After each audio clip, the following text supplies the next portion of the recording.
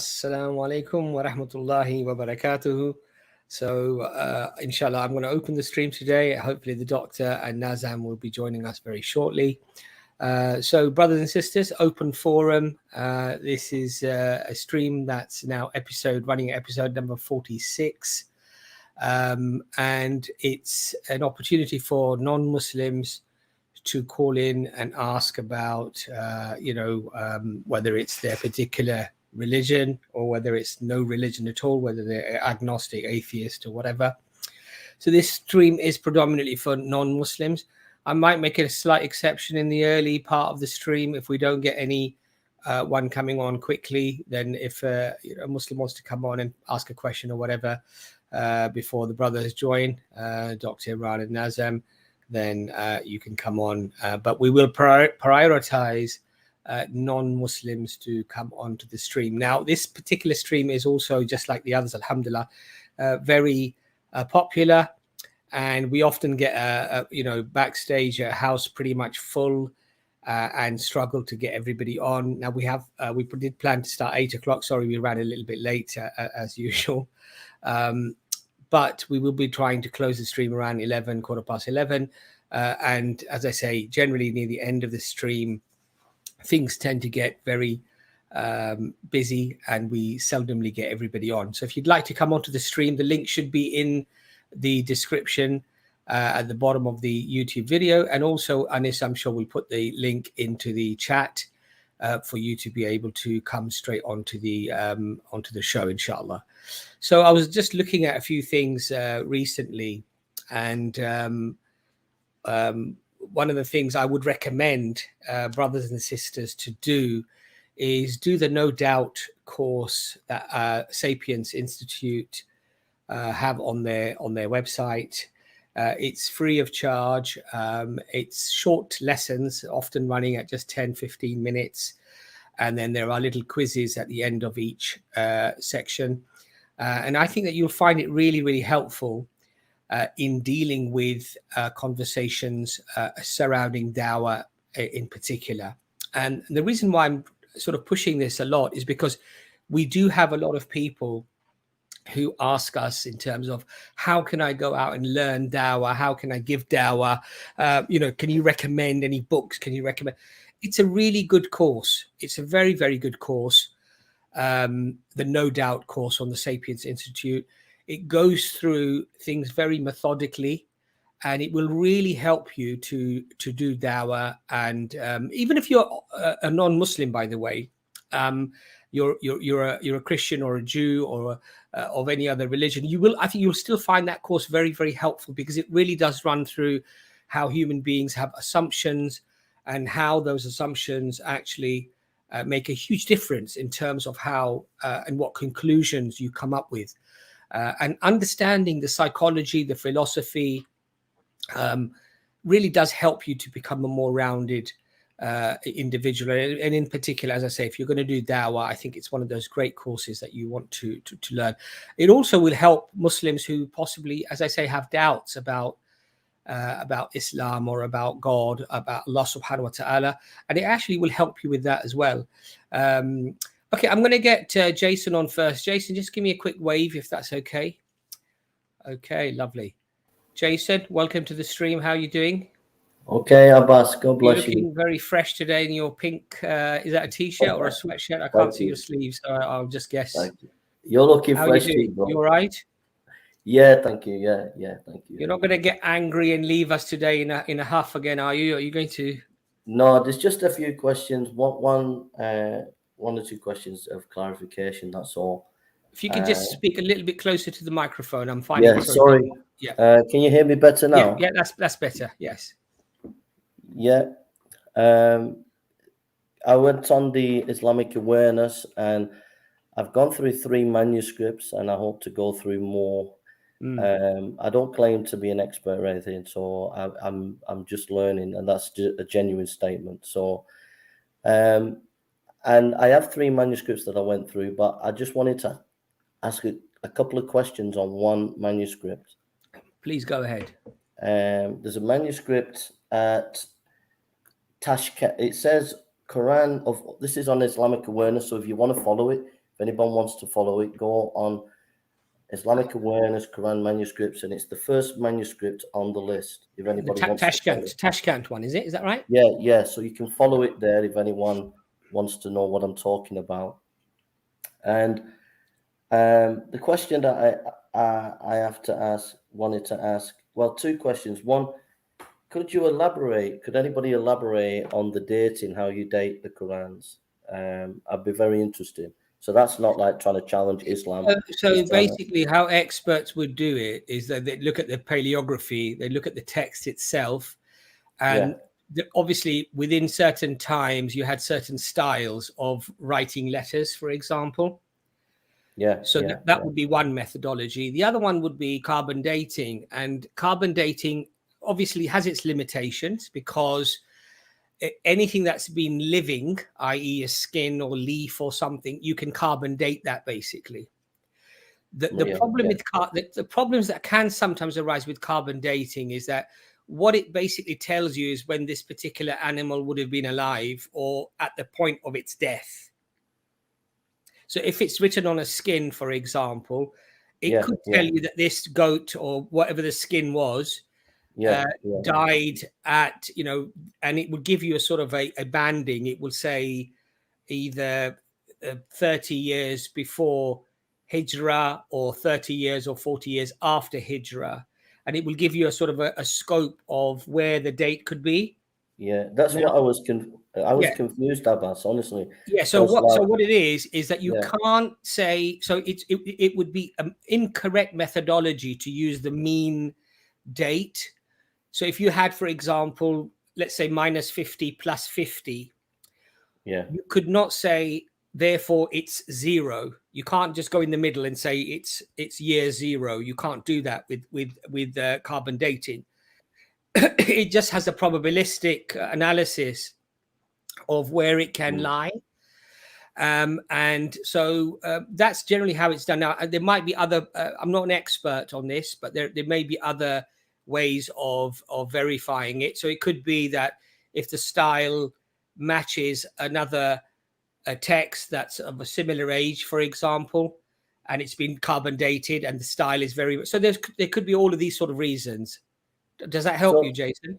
Yeah, but I was just wondering, there was a couple of things that confused me. One is sometimes it would have, say, like I've got on this manuscript, it's okay.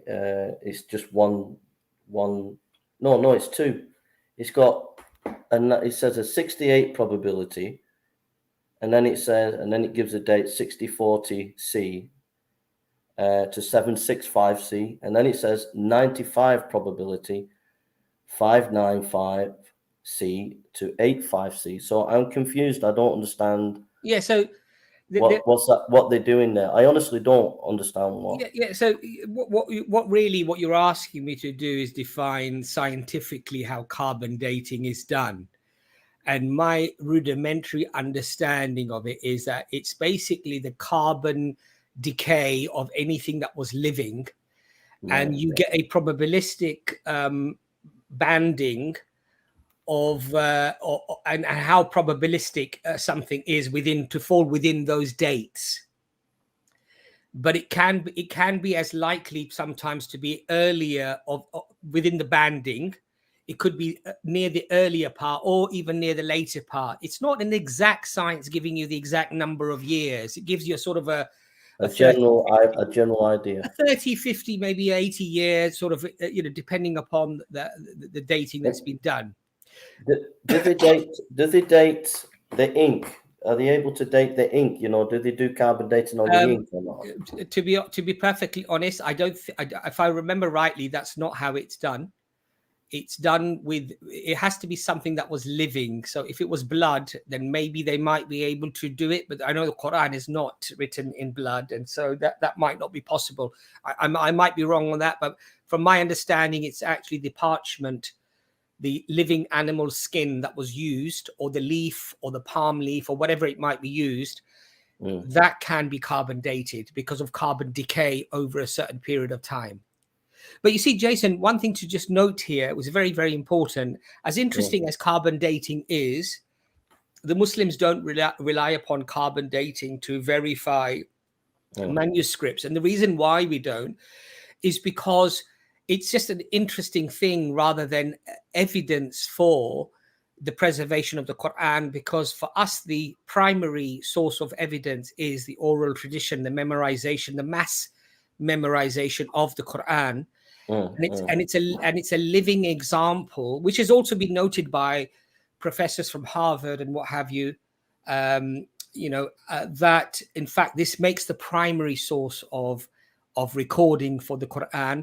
And in fact, it is more robust than even the written Quran, because to have multiple chains of narration ending up in multiple locations of the world, despite often being separated geographically and separated, because of a lack of obviously mass communication and what have you, to have exactly the same number of readings and have chains of narrators, memorizers going right back to the Prophet, peace be upon him, it couldn't have happened that way unless there was preservation. So when I got, this is not a trick question, this is a genuine question. I got 3 Qurans here, but they're in English. Yes. And what I can't understand is, when you're compiling a Quran, say today, let's say some Islamic Dawah team are publishing a Quran for the British people or German people. So what do? Do they say, right, we're going to use the chain of narration to produce the Quran? So let's say they publish this in German. Is it like they're using a chain of narration, or is it like they'll use the top copy and chain of narration? Like, how does that work when they're publishing the Quran? The thing here is this, Jason. There is no contention, even amongst the deviant groups within Islam, i.e., people who we don't even regard as Muslims. Yeah. There is no opinion really that exists where people don't agree what the Quran is. I know. So what I'm trying to say to you, Jason, is that we don't have to go back to the top copy or the Egyptian edition. We don't have to go back to the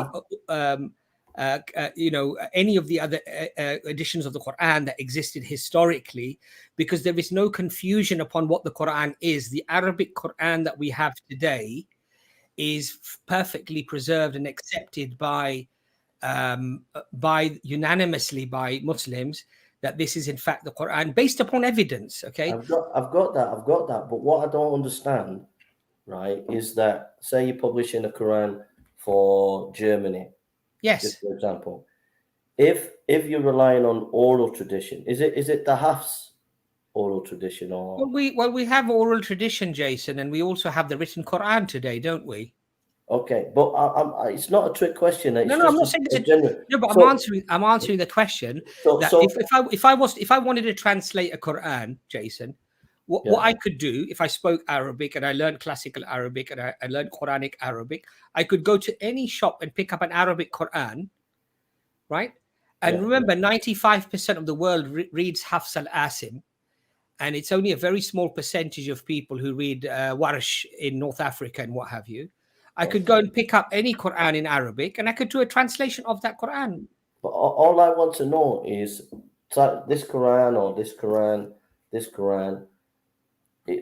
in order for it to be correct, because anybody could make a Quran. You could have a Dawah team that's gone AWOL and they're not really Muslim and they publish a Quran, but they're not correct because they're not using what the oral tradition is. So surely, like, when a Quran's published, it should have, or does it have, some authority, like these people published this and they used this oral tradition. That's all I'm saying is. Yeah, but you're assuming that only the oral tradition is used, and I'm explaining to you that the oral tradition, though it is very robust in terms of preservation, today we have that oral tradition in text as well. So the Quran can be studied from both oral tradition and from text. And because both of them are the same, you can actually translate the Quran either from the oral tradition or you can translate it from the written text of the Quran, which is in existence today. Why is it like in these Qurans, why isn't the information put in? We have used X, Y, Z oral tradition. We have used X, Y, Z manuscripts. Why in 3 Qurans?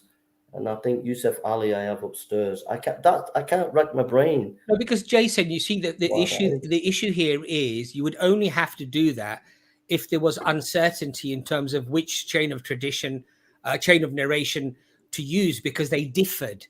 Because they don't differ, it's irrelevant. Look, Jason, what you're doing is you're mirroring how the Bible is constructed, where you have to relate to which folios or which manuscripts you're using. It's because those manuscripts differ, and because there is a difference of opinion as to what constitutes the Bible, therefore you have to list where you're getting this information from. We, alhamdulillah, in Islam don't have this issue. But surely no, let me just finish, Jason. So there is no confusion or problem in terms of which oral tradition, because all of these oral traditions conform to the written Qur'an that we have today. So I don't have to say, oh, I'm using this tradition, I'm using this chain of narrations, because they're all the same, Jason. That's what I'm trying to explain to you. So you don't have to prove what's behind any text of the published Quran. You just accept generally it's been preserved, so nobody has to prove anything, just publish Quran. No, the proof has already been done. The proving has already been done. Now what we have is the written Quran. If you wanted to, for example, if you wanted to question somebody who's translated the Quran and said, where did you get this from? And he will just simply say Al-Quran. He won't say, I've got it from such and such manuscript, such and such oral tradition. He will simply say the Quran. And you will say to him, which Quran? He will say it's irrelevant because they're all the same. Right. And so the point that I'm trying to make to you, Jason, is the proving of the Quran. If you said to somebody, for example, what's the evidence that you have that this Quran that you have conforms to the early tradition of Islam in terms of what the Quran was? That's a separate question. We can go into that and explain that. And there's a plethora of evidence, including from non-Muslim academics, and we've mentioned the name many times, Professor Angelika Neuwirth of Germany, who basically says that this was a fixed early text. There was no confusion as to what this text was. She also says, far from contradicting the Islamic narrative of preservation, the extensive manuscripts that have now been discovered in the last, say, 20, 30 years or whatever, they only confirm and reinforce the Muslim opinion and view of preservation rather than contradict it.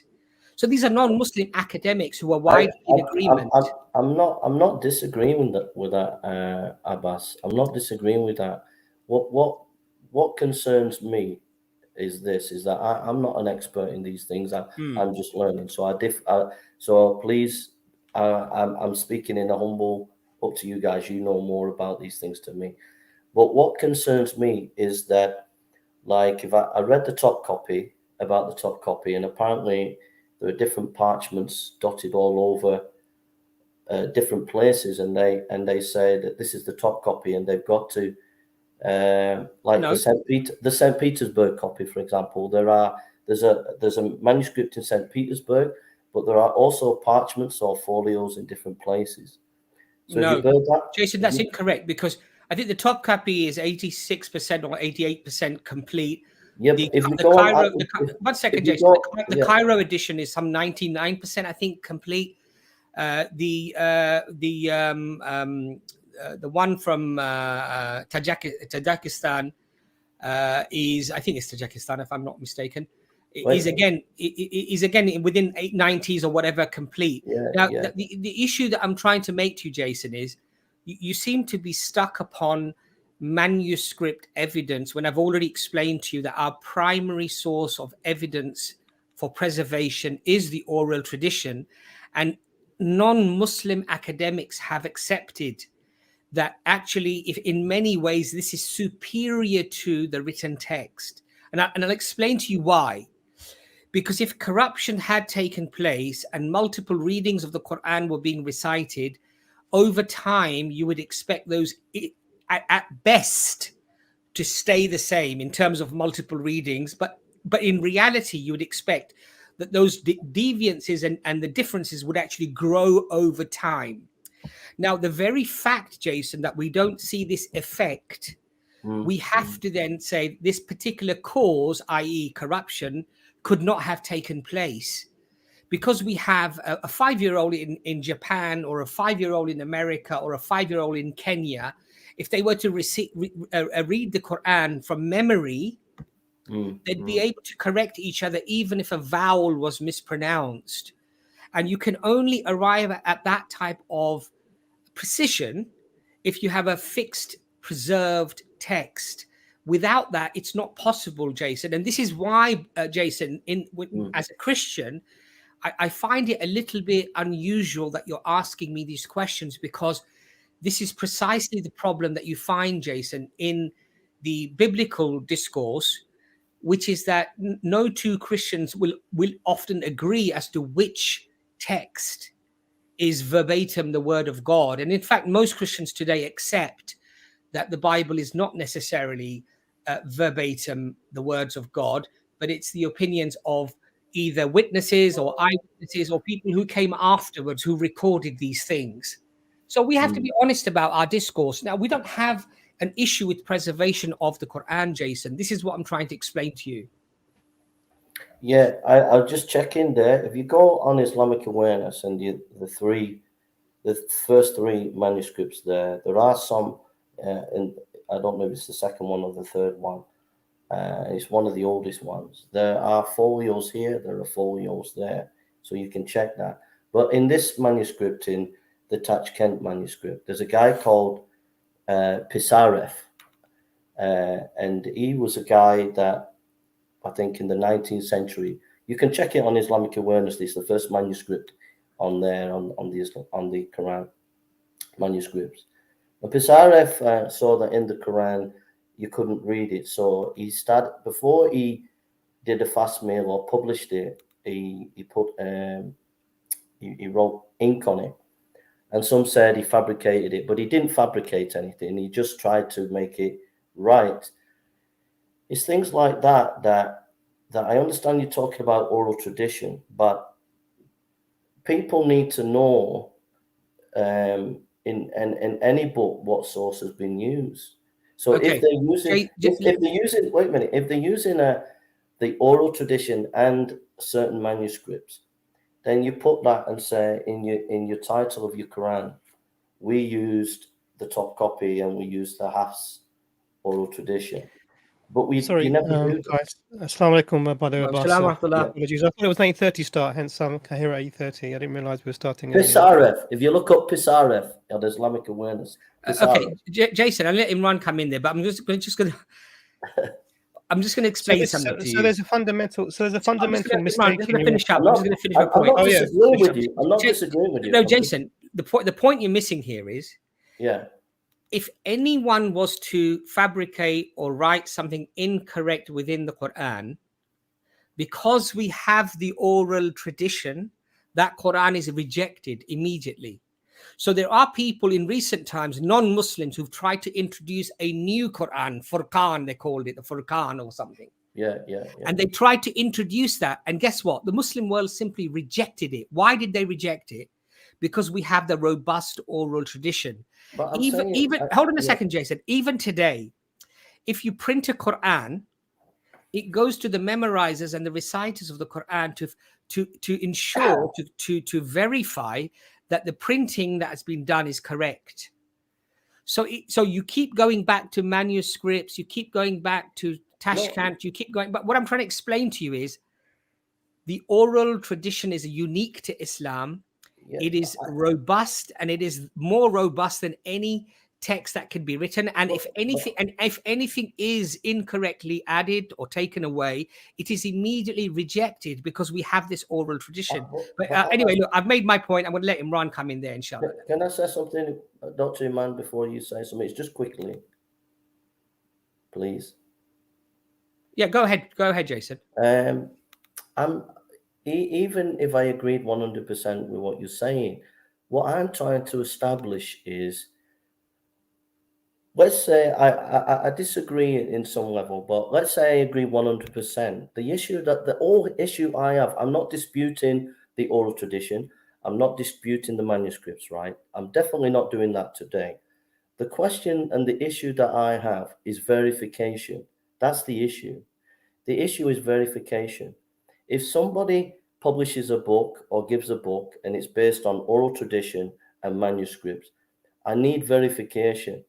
So, for example, if there is this oral tradition that you're saying, then it must be the orthodox oral tradition. So, therefore, when a Quran's done, surely it should be put in that such eminent imams in Egypt, they say that this Quran is correct and it's verified by the oral tradition. That's all I'm saying, verification, so that we can check, yeah, it comes from this oral tradition. That's all I'm saying, this manuscript. And it seems when I look at manuscripts, it might be different in Arabic, so forgive me, but when I look at English manuscripts, English Qurans, I don't see any verification where I can say, oh, right, it's this oral tradition of these imams, and I can go to them and I know that they're authentic. That's all I'm saying, Abbas. Jason, so there's lots of errors in basically basic understanding and application of this. You're using this term verification in a really odd way. So let's start by asking you the question: what do you mean by oral? Because you're talking about, if I have an English translation of the Quran, I want to know which oral tradition it has come from. Now, what do you understand by the term oral tradition? Well, I'm just saying whatever you understand the oral tradition. No, Jason, that's not, because you're making a point that's incorrect. And the reason it's incorrect is because you're basing on a misunderstanding of the term, because you're talking about translations, and in the same breath you're saying, I want to know what oral tradition it's come from. This tells me you don't understand what an oral tradition is, because there is no translation of an oral tradition. An oral tradition is the way you recite the Quran in Arabic. Yeah, I get that. I get that. So hear my words. Hear my words. So if the oral tradition is the way you recite a Quran in Arabic, how are you going to get that on a piece of paper? What question it seems to be you're trying to ask, but you're using the word oral tradition to try and, because you say you don't dismiss it, but then you're dismissing it in your. I'm not dismissing in the way you. 1 second, let me just make the point. I'm not dismissing it. So the oral tradition is the recitation. Is the recitation of the Quran. The skeletal text on which the oral tradition is made, the different ways of reciting the Quran, is the same for all. So all of the different ways of reciting are from the same Arabic text. Okay. Now the translation is nothing to do with either of them. The translation is not to do with the oral tradition or to do with. Do you understand? Anybody can make anyone can make a translation. So that the question. So just 1 second. I'm just trying to, because I've been listening to a little bit of what you're saying. Yeah. The points that you're bringing across just tell me fundamentally that you're mixing two different concepts. The oral tradition we have people alive today who can recite the Quran in all of the ways of the oral tradition today. Millions of people who can recite the Quran from memory. Okay, that's our oral tradition. This is our oral verification. It's the primary mechanism of verification. The second, the other point about the manuscripts is we have manuscripts that we can date back to the 1st century, etc. 99% complete. Many of them. There are different manuscripts, and obviously different manuscripts have different amounts of the Quran preserved within them. But we have, Qurans that are virtually 99% complete, available for you to read, and we have some that are dated to within the life of the companions, peace be upon them. The Birmingham, for example, parchments, for example, the manuscripts that we have that are available. So. And that actually adhere completely with the Qurans that we have today. There's no issues in terms of any written down variations. Now, so we don't have an issue with either of those things. Either we have manuscript preservation and we have an oral tradition, but you're not talking about either. You're talking about translations.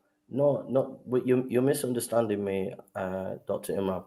I'm just, because I don't know Arabic, you see, so I'm just assuming that these English Qurans are based on what you're saying, oral tradition, and Arabic oral tradition into and then Arabic manuscripts. That's what I'm assuming.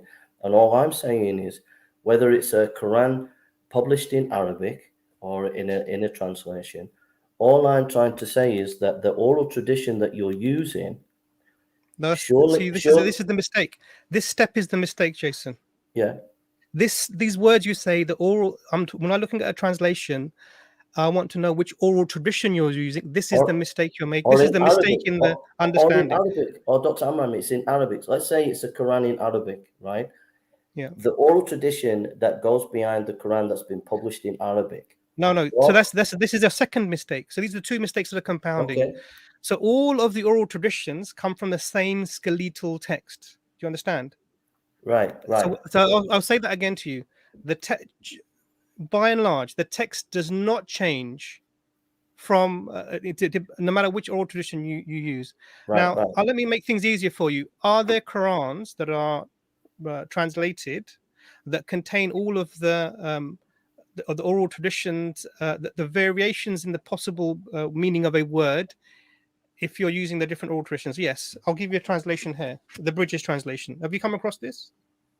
No, I've not come across. Okay, so maybe because one of the things that people try to do, and I'm not accusing you of doing this, and they happen to be Christian when they do this, is they make this sort of, you're not telling the masses about this oral tradition and the change. They make this sort of conspiracy theory that's that's going on, and the Muslims are hiding.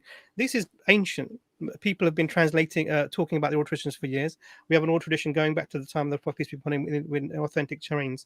Now, in this translation, what they have is they have if there's a slight variation in oral tradition. So I'll give an example. In the first surah, the word Malik can be read Malik or Malik, and depending on the way you're reading that, it can have two meanings: owner or master. Now, so what the translator does is he makes a note and he writes that this in this tradition it's pronounced slightly differently. It can mean this, mean that, with that pronunciation. So it's available and it's there. Now the problem problem here is no, you're missing the point here. So the problem here is that the skeletal text doesn't change. And I agree, and I go back to Abbas's point that what you're trying, because there's a difference between Christianity and Islam on their preservation of their texts, and I'm going to just lay it out for you so you understand. Christians, you have an author. Let's just assume that you know who the author is, but we won't go down that. You have an author who writes a letter or a gospel or whatever that might be.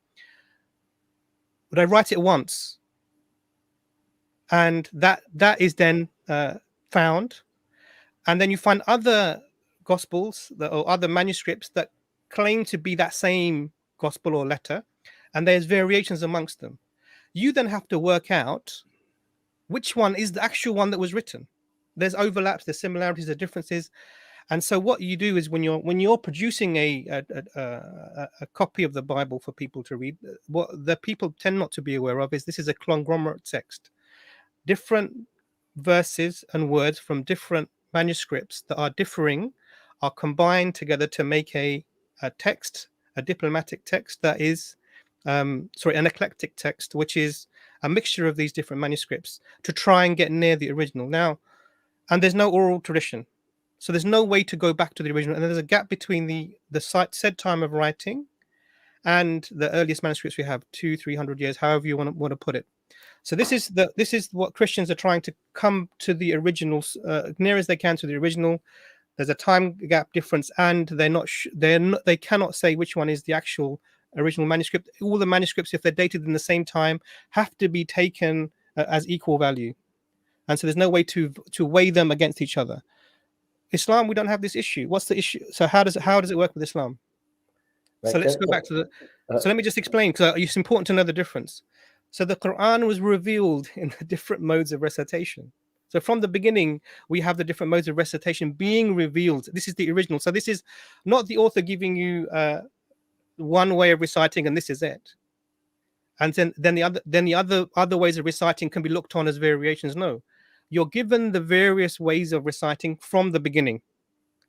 Right. These are then transmitted in two ways: written and oral, primarily being the oral transmission. So we have both of these coming for the last 1400 years to now. Yeah. Okay. Now, when we look at manuscripts, and we have the oral tradition still looking, we can look at a manuscript, and we can easily look at this manuscript. Say if the scribe has made a huge error, and they've changed the sentence, or they've missed a whole line out, or something like this, we can give it to the people who have memorized. They'll look at this text and say, "Yep, they've missed a verse, or they've added something, and this bit is not Qur'an." They will know why, because we have these two mechanisms. Then the question is, how do the Qurans does the writing differ between them for the different ways of reciting? No, the same skeletal text is used to produce the sounds. It's just a different way of pronouncing the words. So I'll give you an example of this in English so you understand. Yeah. So the word center. How do you spell the word center? Center. I'm dyslexic, Dr. Imam. You have to spell it. Okay, color. How do we spell the word color? I'm dyslexic. You can spell color? Can you I'm spell dyslexic. color? I'm dyslexic. You have to spell it. You can't spell color? If I can't. You spell it. You can't. Okay, so this is a problem now. Because if you're not able to understand, I'm dyspraxic and I'm dyslexic. Oh, that explains a lot in terms of our interactions, maybe. But if we look at the word color, for example, in English we spell color CLOUR. Yeah. In American English, they spell color COLOR. Yeah. If you look at the word center, we have variations amongst the different English-speaking people. So the word center is CENTRE. Or CENTER. It's the same. It's pronounced in the same way. Has the same meaning. Do you understand? Now, these are. I'm telling you about different ways of the ways that the spoken word can be written down to make the sound. Do you understand? It's the sound being translated into a written text. Now, what we have is we have the written text, and we know how to pronounce it in different ways because the Prophet, peace be upon him, has taught us.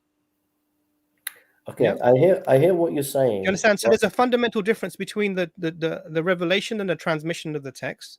We don't have the problems of the Bible. We don't have them. I hear what you're saying, but this issue of verification is you're still not. But how do? Okay, let me get to the verification for you. Can I come in just a second? Because I've listened to a lot what you said and respected what you said.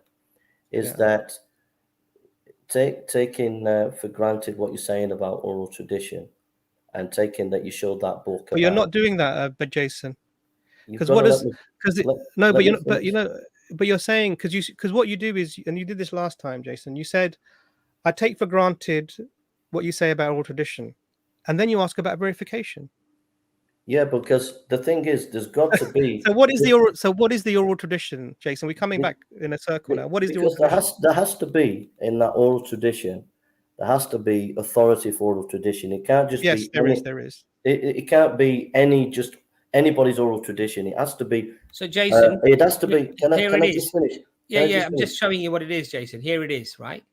So you've basically got 5 companions of the Prophet Muhammad, peace be upon him, here at the top. Okay, who have relayed the Qur'an. By the way, they get it from at the top here. It says Prophet Muhammad sallallahu alaihi wasallam, and it goes right to the top, which is Allah, Jibreel alayhi salam, Angel Gabriel, and then it goes right to Allah subhanahu wa ta'ala.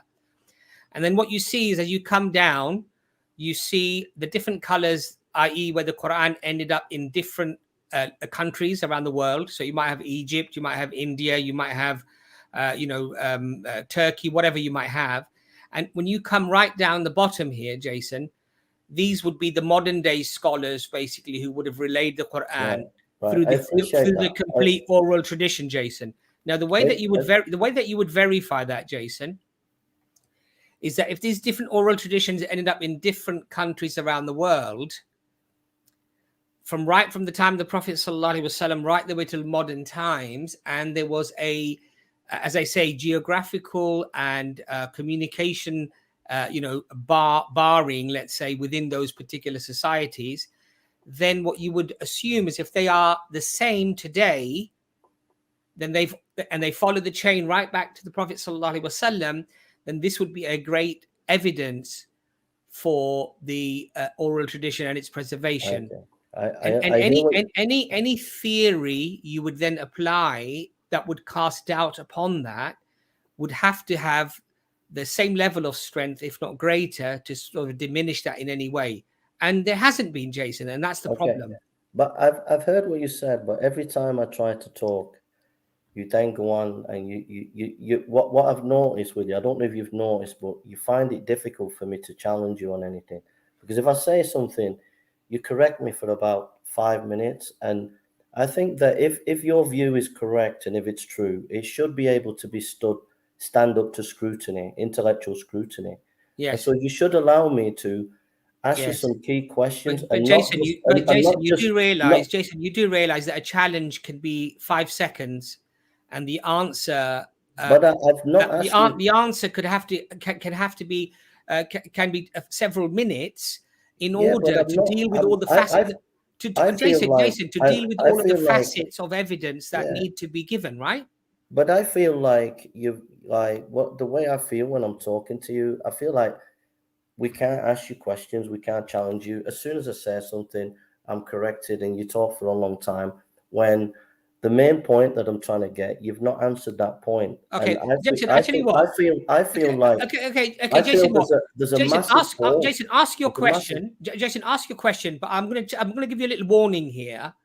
If the question has already been answered by myself and by Dr. Imran, we're simply going to say we refer to the answer we gave some moments ago. Okay, we're not going to regurgitate the whole answer all over again. So we're going to be fair, but at the same time, we're going to be firm. Please ask your question, Jason. What's your question? So the question is that, say, the Yusuf Ali Quran, the Yusuf Ali Quran, what oral tradition and manuscripts are behind that? Okay, I'm referring to the answer I gave some moments ago. So there's no evidence. You're not giving any evidence. What is this that I've just shown you on the screen? Yeah, but no. Why is it not stated in that Yusuf Ali Quran? Jason, I've asked you something specific. Jason, question. Ali. No, hold on a second, Jason. If that chain of narration was stated in the Yusuf Ali Quran, would you then accept it that it's a valid chain and therefore it is the word of God? Would you accept that? Then I can investigate it. No. Would you accept that? Would you accept that? I would have to investigate the chain of narration. Where will you go to investigate? Where are you going to get this information from? I need to know whether it's authentic. So how are you going to verify that? Is it in the Yusuf Ali? How are you going to verify that, Jason?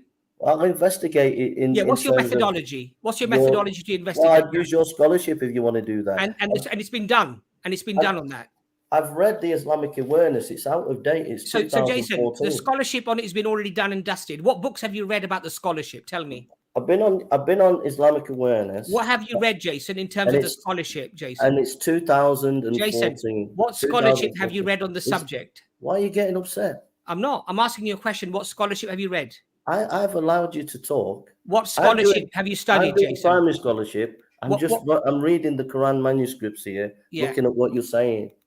Your websites, your documentation. What scholarship have you studied in relation to the? You showed me Islamic Awareness last week, so I looked at Islamic Awareness, and it's out of date. So you looked at a website. You looked at a website. Your website that you showed me. Does it say that the Quran is corrupt on that website? I've just investigated it, and I found it here. Does it say that the Quran is corrupt on that website? In fact, but can I speak? No, I'm asking you a question. Does it confirm that the Quran is corrupted, or does it confirm preservation? I've just given you the word. Answer the question, Jason. Let me get you the word. Pisaref. Answer the question, Jason. Pisaref made an ink indentation on that manuscript, and some say he changed it or not. I'm saying why isn't there more information on things like that? That's all I'm saying. Jason, the website that you've been on, does it confirm preservation or does it confirm corruption? For that website, it's out of date. Its scholarship is not as deep as it should be. Jason, what you're doing? Sorry, one sec, guys. Sorry, Jason. It's not as honest as you make it out to be. Jason, apart from attacking the man, you need to apart from attacking the man, because what you're saying is the website's out of date. Okay, that's what you're saying. This website is out of date. The information you have to look at the information on the website. It's providing you Quranic manuscripts from the 1st century onwards. Now you're saying that there was, I don't know, some person that you've read called Pisaref. I don't know. I'm not come across that. I've tried to look him up while you've been talking. I can't find him anywhere. He made an indentation. One second. Calm down. Jason, calm down. Yeah. You said he made an indentation on a manuscript. I mean, that means you're saying that. Hang on a sec. 1 second. I'm using your word. I'll tell you the background of it. He couldn't read it, so he wrote on it. And he made mistakes. Jason, he made mistakes. Jason, calm down. You're saying he made an indentation on the manuscript, and then you're making the allegation. Some say that he changed the Qur'an because you couldn't read it. That's what you're saying, right? He made mistakes. It's very easy. You have an easy job now. You have a very easy job. All you need to do, get that manuscript, yeah, because it's there, right? You saw it on this website, right? You said you were reading the Arabic You said you were reading the Arabic manuscript, or you weren't. You said you were reading the manuscripts. They're going to be in Arabic, and you just said they're telling me what the issues are, and I'm listening to whether it's whoever's you're written claiming. the article. Sorry, Jason. You know what it is? You've just said a name, and you're making an allegation from the name. I haven't seen anything actually that says there are any issues. So it's there on the first. You're saying the first manuscript. You're saying. And there is issues with that Quran. Major you're issues. Saying. Hang on a sec, Jason. I'm giving you a way to prove Islam, the manuscripts, to be false. I'm giving you a way. I'll read it now. So you're saying that there was a person who made an indentation on a manuscript, and he may have, and therefore he may have changed it. And some are saying that he's changed it. It's easy. It's very easy now for you, because now you have evidence of a changed Quran that everyone accepts. It's very easy for you. All you have to do is get that manuscript, and get another manuscript, and say these are different manuscripts, and you accept them both. Which one is right? It's very easy to do. And the top copy. The top copy was 1 second, Jason. Sorry, I'm on the website.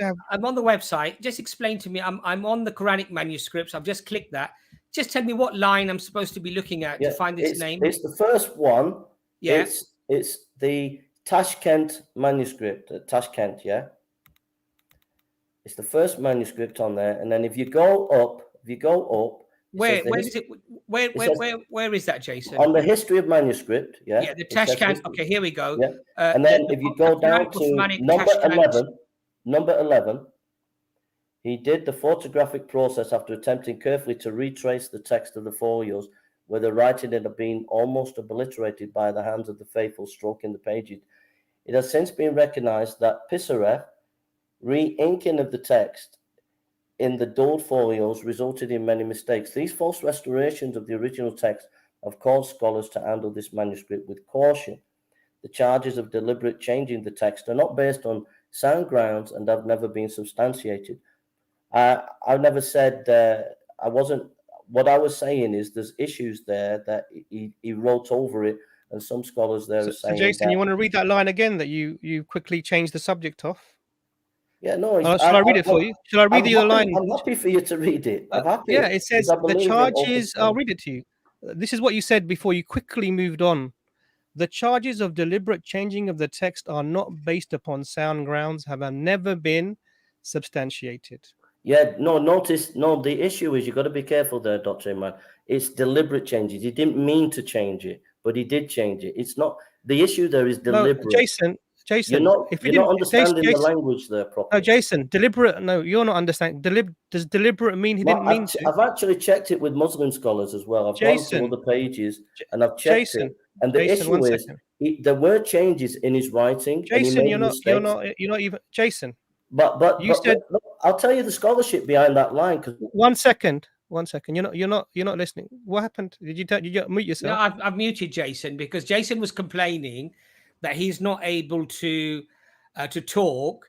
Now, when you're addressing the point specifically to what the website is saying and how it seems to suggest something very different from what Jason was claiming, and now that it's become uncomfortable for Jason to hear that, he's now constantly interjecting. So that's why I've silenced you, Jason, But Imran, make your point, and then Jason, you will get a chance to come back.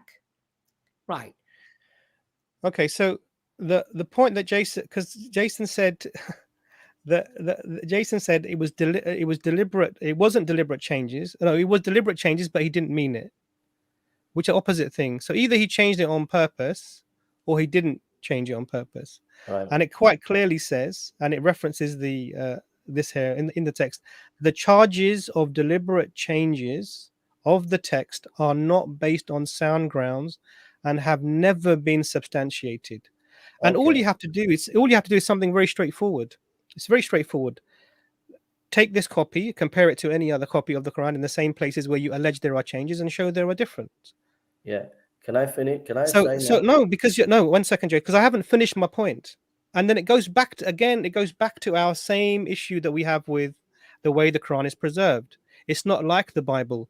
If theoretically you found two manuscripts that claim to be Quran that were different, you claimed it, that these but this text manuscript says Quran and this one says it's Quran, and they weren't the same. There were differences in it. What does that mean for Muslims? Alhamdulillah. Hafiz Saab, come here, please. Could you read these? Hafiz will read Bismillah ar-Rahman ar-Rahim. Yeah, this is Quran. Oh, there's a mistake here. Oh, there's a change here. This is not Quran. We would put that away and say, wonderful attempt someone made there. They made some mistakes in it. They might have changed it. It's not Quran. We put it away. So, and why is that? Because we have an existing oral transmission from the time of the Prophet, peace be upon him, when the Quran was being revealed by the angel Gabriel to the Prophet, peace be upon him, and being written down by the companions, to now. We have that oral transmission. So what you're doing, what you've done is inadvertently, and I'm going to assume that you didn't mean it, and it was deliberate. What you did was you are trying to put a biblical problem in terms of their manuscripts, i.e. you can have two different manuscripts and you have to decide which is right, onto the Quran. We don't have this problem. So if there was a Quran that had something written in it that the Hafiz knows this is not part of the Quran, it would not be considered part of the Quran. We would just put it away. So do you understand? We have a different way of weighing up any text that's there. Okay. I understand. Can I just reply now, please? If you read this again, it says, he did this by photographic process after attempting carefully to retrace the text of the folios, where the writing had been almost obliterated by the hands of the faithful stroke of the pages. There's since been recognized that Pisaref, re-inking of the text in the dulled folios resulted in many mistakes. So there were mistakes. These foster restorations of the original text have caused scholars to handle the manuscripts with caution. So they handle it with miscaution, but they do not charge him for deliberate changing. He didn't deliberately try to change the text, but he accidentally changed the text. That's the context. And I checked it with Jeffries, who's a Christian scholar, and he said, and this backs you up, he said that this guy, Pisaref, it was not intentional, but there were mistakes that he made in trying to restore that text. That's all I'm saying. Okay, so this 19th century European is trying to. Hang on a sec. No. He can't. And I'll tell you why, Jason. How did they know there were mistakes? Yeah, because you've had to use other manuscripts to compare it. No. How did they know there were mistakes? It doesn't say oral tradition there. No, I'm asking. It doesn't say anything there. I'm asking you. How do you know? How do they know there were mistakes? You tell me. I've told you already, and you know the answer, which is why you're not answering. So I'm going to give you one more chance, Jason. How did they know? How did they know there were mistakes? From what I'm reading there, they know there's mistakes from that context of that article, from looking at other manuscripts. Okay, thank you very much, Jason, for your honesty. And I say that with my tongue in my cheek because I'm really surprised at you. It's very clear. We've already explained to you that that we have two mechanisms of preservation. So all you would need to do is because they knew there were mistakes. So first of all, if there were any mistakes in any manuscript, we already know that this is not part of Quran. Why? Because we have an oral transmission, and there are other manuscripts that would verify that this has been written down and this is not the way. So you've answered the question for us. Thank you very much indeed. And you're doing the same thing again. I give you oral tradition, and you're rejecting it in your very premises and the answers you're putting forward. So what I'm going to say to you, Jason, is thank you very much, and thank you for further clarifying that Muslims were able to verify that there were mistakes in somebody's attempt to re-ink a manuscript because they have another mechanism for establishing preservation. Thank you very much. It should be put in Qur'ans. You should put it in the Quran so we know the information. Put what in the Quran? You know what's sad, Jason? You don't put the information in the Quran. Put what so in we Qurans? don't know. No, put what in Qurans? You see, we were able to verify that text is not correct, right? So verification is needed. No, Jason, yeah. 1 second. No, 1 second. No, hang on a second. 1 second. Jason, again, you're missing the point. You're missing the point. The Quran, that manuscript was around from the 1st century or 2nd century, yeah, 8th century definitely. This is on the website. The text has become faint. So some European called Pisarev. Yeah. I like the name Pisarev. Pisarev. Some European in 1905. Changed the text. 1905. Yeah. Makes some mistakes when he's re-inking. He's trying to fill in the ink. Yeah, he makes a mistake. Yeah, and you're saying that this is evidence of Quranic corruption. No, I've not said that. Hang on a sec. Hang on a sec. When the scholars themselves said, "Oh, he's made mistakes." I asked you how. No. Hang on a sec. I asked you how, and you refused. You refused to admit that the oral tradition plays a role in this. No, guys. Now, Jason, to be honest with you, Jason, 1 second. Jason. In the height of the dishonesty that you're presenting in this insincerity, I don't think this is a fruitful discussion to carry forward. What we would not write down in any Quran that a 19th century European made some mistakes in a manuscript when trying to correct some ink that had faded. Why do we do that? My friend, I've not. Why would we do in that? This video, I've not even brought up the issue of the corruption of the Quran. I'm just on about verification. That we need to verify. No, you haven't. You're not on about verification. That's what I'm on about. No, you're not talking about verification. And transparency, letting the Islamic public know about these things. About Pisarev. Jason, you remember? Why don't we know about Pisarev?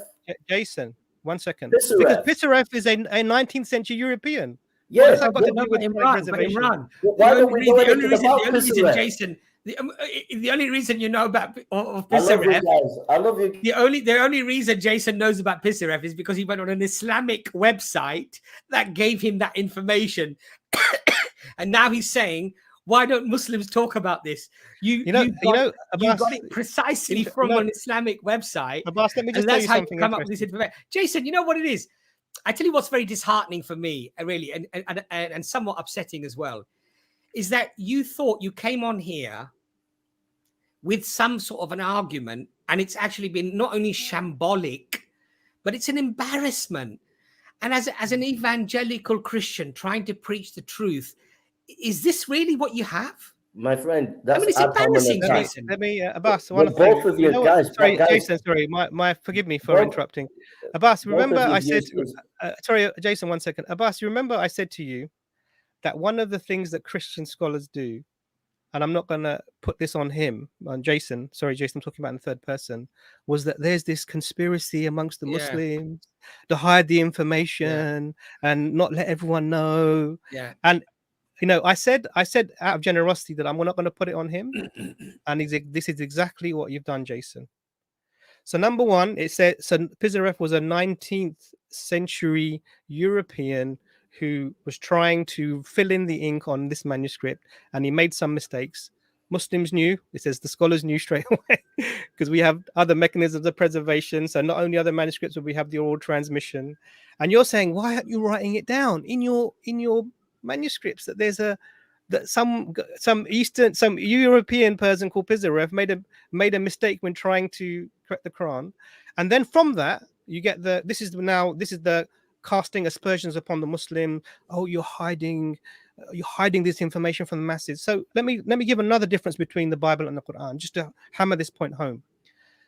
The Quran from the beginning has been in the hands of the people. It was received by the Prophet, peace be upon him, from the angel Gabriel. He recited it to his companions and they wrote it down, and it was disseminated. It was been in the hands of the people from the beginning.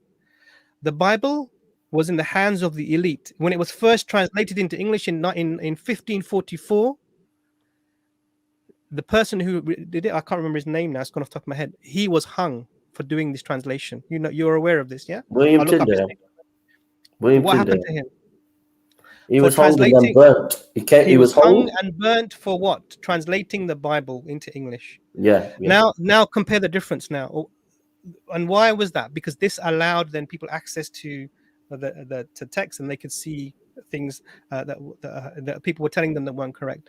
For the Muslims, it's been the opposite way around. From the beginning, the text has been in the hands of the people. Even when the Quran was compiled, the people were brought together as witnesses, and they were bringing manuscripts as well as their memories, and witnessing that we wrote this down in the presence of the Prophet, peace be upon him, to allow the compilation of the Quran.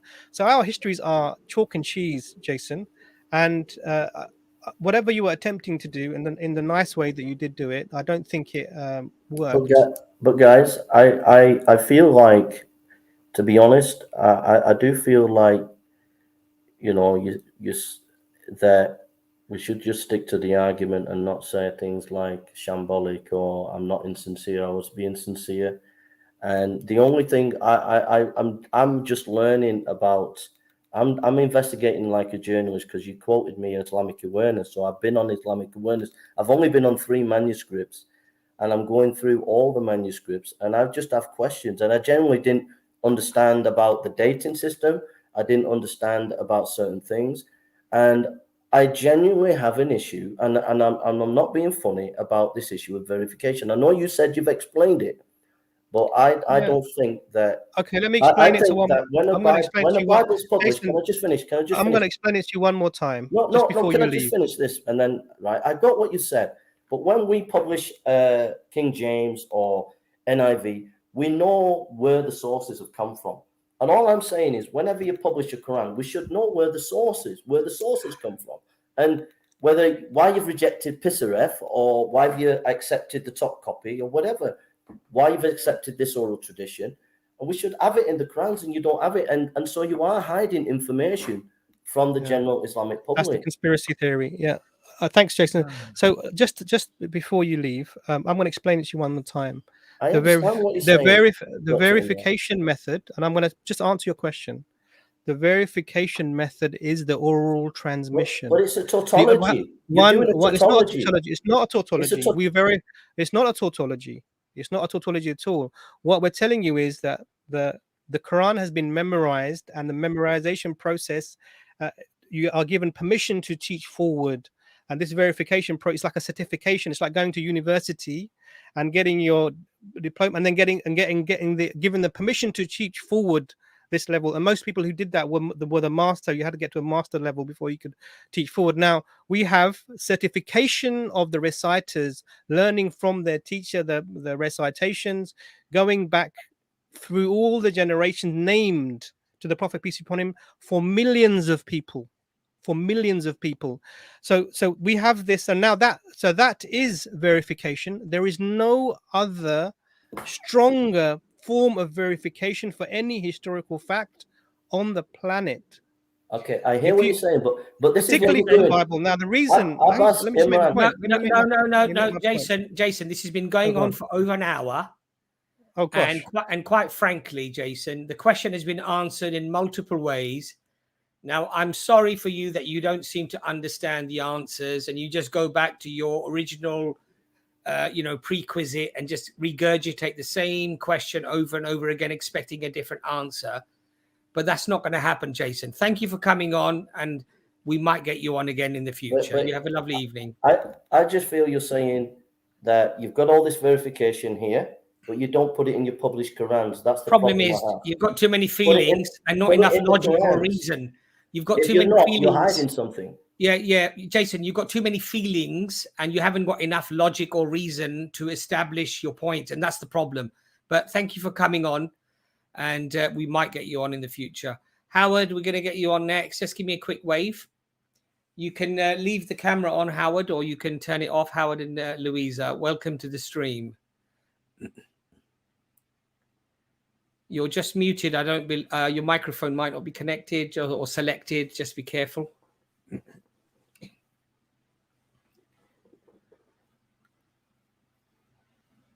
No, we still can't hear you. I can obviously see your lips moving, but no sound is coming through. So try to address that, and we'll get you back on. Try to address that, and we'll get you back on short. Can you hear us now? Yeah, but you're echoing. Let's try one more time with this. Because what's happening is possibly the YouTube video is playing and it's a little bit delayed, so it's echoing the sound. So you need to just shut off the YouTube video and just have the StreamYard on. Can you try talking now? No, still can't hear you. So Howard, just try to sort that out and we'll get you on shortly. Mahesh, we're going to get you on next. Just give me a quick wave. All right, Mahesh. Mahesh, we're probably not going to give you a lot of time because you're probably going to argue the same thing again that you've been arguing on Dawah-wise and here previously. But please do go ahead. Hey, hi guys. I just wanted to, like you guessed, I had a follow-up question regarding our discussion about morality.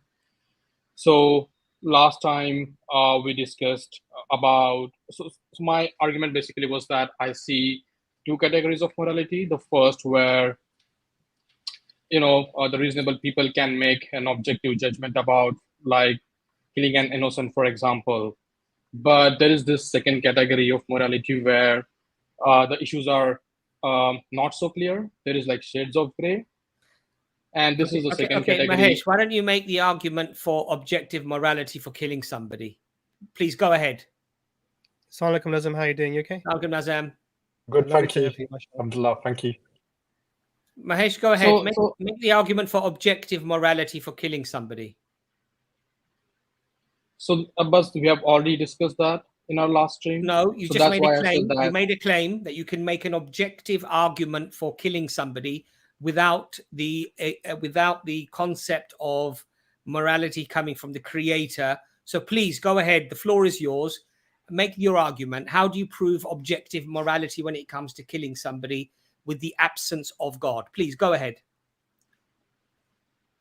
I never said that I can do that. My logic was that when reasonable people come together, they can form a consensus over what is right and what is wrong. Right?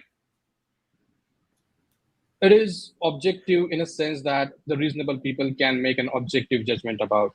But beyond that, Mahesh, when you use the word objective, and you at the same token you say a group of people can decide, that becomes not objective. You realize that they're contradictory terms. You realize that, don't you? Yeah. So that's why I said that would be a fallacious argument. You can't make that argument. You can't say a circle is round and it is square, because it cannot be round and square. So either it is objective or it is subjective. If a group of people make a decision on a matter, this automatically becomes subjective, not objective. Now, you claim that we can make objective claims about murdering somebody, killing somebody. I want to hear your argument. What is your argument that it's objective? Please go ahead. So, Abbas, when I said that, I also used the term reasonable people. Is it objective because reasonable people make a decision? Sorry, can you repeat that? Is it objective because reasonable people make a decision? Yes. No. What are you talking about? Are we speaking in English? Are we speaking in English or are we speaking in some other language? So that was the argumentation which was given by you guys in the last stream. What does objective mean? Objective means it's true no matter what. Yeah, exactly. It's an absolute. It's an axiom. Yes. It basically can't be any other way, right? Yes. So can a group of reasonable people come up with a scenario where murdering or killing somebody would be acceptable? So Abbas, I would highly recommend you that you could they do that, Mahesh? That's the question to you. Could they do that? Could a group of But in that case, can we call them? could a group of reasonable people come up with a scenario where it would actually be good to kill somebody? Could they do that? An innocent person, you mean? Is Kill the person innocent? kill somebody, to kill somebody. Is that person innocent? Well, even their innocence is going to be now subjective or objective, isn't it? It can't be objective if they come up with a decision So Abbas, based now, upon themselves, right? So you are now making an argument for my case. Mahesh, you said in your initial statement that we can make an objective truth or reality about killing somebody. I'm wanting to hear your argument for how it becomes objective, because a reasonable group of people or people who are reasonable come up with that conclusion. So I'm asking you again. Make your point, Mahesh, because you haven't made the point yet. I have made my point, Abbas. So when I said the statement, this was what you guys told me during our last stream. So that's why I'm asking you to revisit our discussion in the last stream, because when I asked you, when I raised this question about killing an innocent, you guys asked me about my opinion, whether I think if it is objective right or wrong to kill an innocent. And when I said yes, then you guys told me that then that becomes objective. So this is the logic. No, we did not, Mahesh. We could let never me clarify that. Yeah, so let me clarify, Mahesh, because it might be. So first of all, I just want to, because I want to understand you, because Mahesh, you come on and we really just go around in circles, because the discussion doesn't go anywhere, because when you try and make your points, we seem to have different understandings of even the words that we're using. Yeah. So before I make because even in this phraseology for this setup that you've put in terms of the moral position on a group of people getting together, it raises lots of issues in terms of, do you understand what you mean in terms of establishing objective morality? So what is the argument? I want to understand you. So I'm going to ask you a question so you can, as a clarification, you can clarify to me what your position is. So so let me ask the question so then you can clarify for me, because this is my misunderstanding. So the question will help you. Okay. So you seem to be saying that a group of people can get together, and you've used the term reasonable, and all of these problems are problematic. Reasonable people get together, so you're not talking about everyone. Reasonable people can get together and they can come to objective morals. Is that what you're saying? So just to give you the context of my argument, my original argument when I started this discussion with you guys initially was that morality is not objective, it is subjective. That was my original argument. But during the course of our discussion last time, you guys asked me personally what I think about killing an innocent, and then I said that I think it is wrong. So based on that, you guys concluded that killing an innocent is objectively wrong, because So what was your reasoning behind? Carry on. I'll clarify that point, but that's fine. You carry on. Make cool. your position clear. Yeah, but now I think you have added one more point, which is that you have also added God into the equation here. So you guys are now saying that because God says that it's wrong, it's objectively wrong. So I'm a bit confused. So yeah, Imran, if you can clarify that would be grateful. So this is the thing. So if your position is that morality is subjective, yeah, this is what you believe. Do you still hold that position? Morality is subjective. Yep, that's my position. That was my original position. Yeah. Okay. So then the point that we made last time, and you missed out sort of just a really important word, is we said, is it ever okay to kill an innocent person?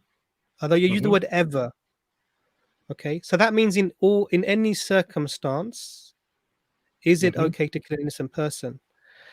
Now, for someone who says that morals are subjective, like this is the position you claim to hold, the answer to that question is yes. There is a circumstance in which killing an innocent person would be moral. Why? Because morality is subjective. In my view, it may not be that it's okay, but there may be a circumstance where a view is found that killing an innocent person is okay. Why? Because morality is subjective. That's what it means. It's not set. Yeah. Now, when you said in response to the question, is it ever moral to kill an innocent person? When you answered no, that confirms that therefore that killing of an innocent person is always wrong, and therefore that becomes a objective moral. So this, you understand the position? I'm just trying to make a distinction between them. Now, you see, you can I'm not, we haven't brought God into this yet. There's nothing else. We do in our position, in our foundations for our position. Yes, we do appeal to God, but this is not where we are at the moment. We're at a step before that. So clarify for me: do you think that it is ever okay to kill an innocent person, and how that relates to your idea that morality is subjective?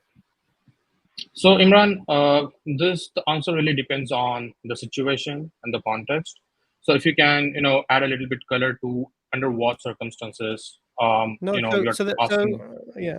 So Mahesh, what you're asking me to do is now list all of the possible ways in which an innocent person could be killed and what the You can give me an circumstances are. example. Yeah, One example. this is the problem. Yeah, so this is a problem. So I can give you an example where you'd think, actually, no, in that example, it's not right. And then I could give you another example, and you say, actually, in that example, it's not right either to kill an innocent person. And then we could go down this route. And there may be at some point where I give an example, and you might say, oh, well, that's okay. Or let's change this now.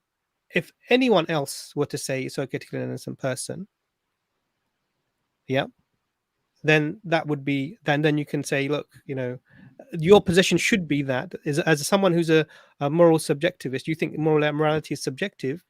Your position should be no thing is ever always completely moral or immoral. Why? Because everything, morality itself is subjective. So it's circumstance dependent. It's individual dependent.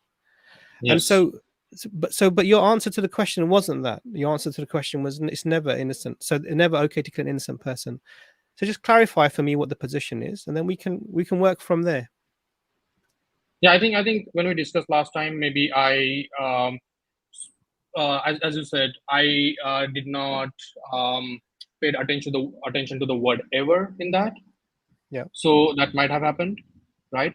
But my point still stands, because what my argument is that there are some issues which are black and white, and you can make some judgment about that, subjective or objective. We can discuss about that. But there are some issues which are gray, which are not so black and white, right? So, like for example, I have heard that from many Muslims that they think that marrying someone who is not Muslim is haram. So it's not clear to me why that is. Or I have heard from some people that painting is haram, like drawing a painting of an animate being is haram. So I've heard things like this. So it's not clear to me what does why that have to, those things Mahesh? You're not answering the question. I'm already. You're not answering the question with all respect, Mahesh. What you're doing is they call it you get into the weeds, and what you need to do is you stand back and look at the garden. Yeah, because if you get into the weeds, you're never going to see the flowers and the shape of the trees, and actually, my garden, you won't see the beauty of the whole thing. So the point here is this: irrespective of the example provided. So I'm now phrasing it for you. Irrespective of the example provided, someone who believes that morality is subjective, they can never say that any act is wrong or right, because that's what subjective means. Now, what that means, the practical application of that is, you can have your personal views, and someone else can have their personal views, and those views could be diametrically opposed. You could say it's never okay to kill an innocent person, and there could be another person standing next to you who's also a moral subjectivist who thinks, actually, it's okay to kill an innocent person. That I can think of many circumstances that I feel that is okay to kill an innocent person.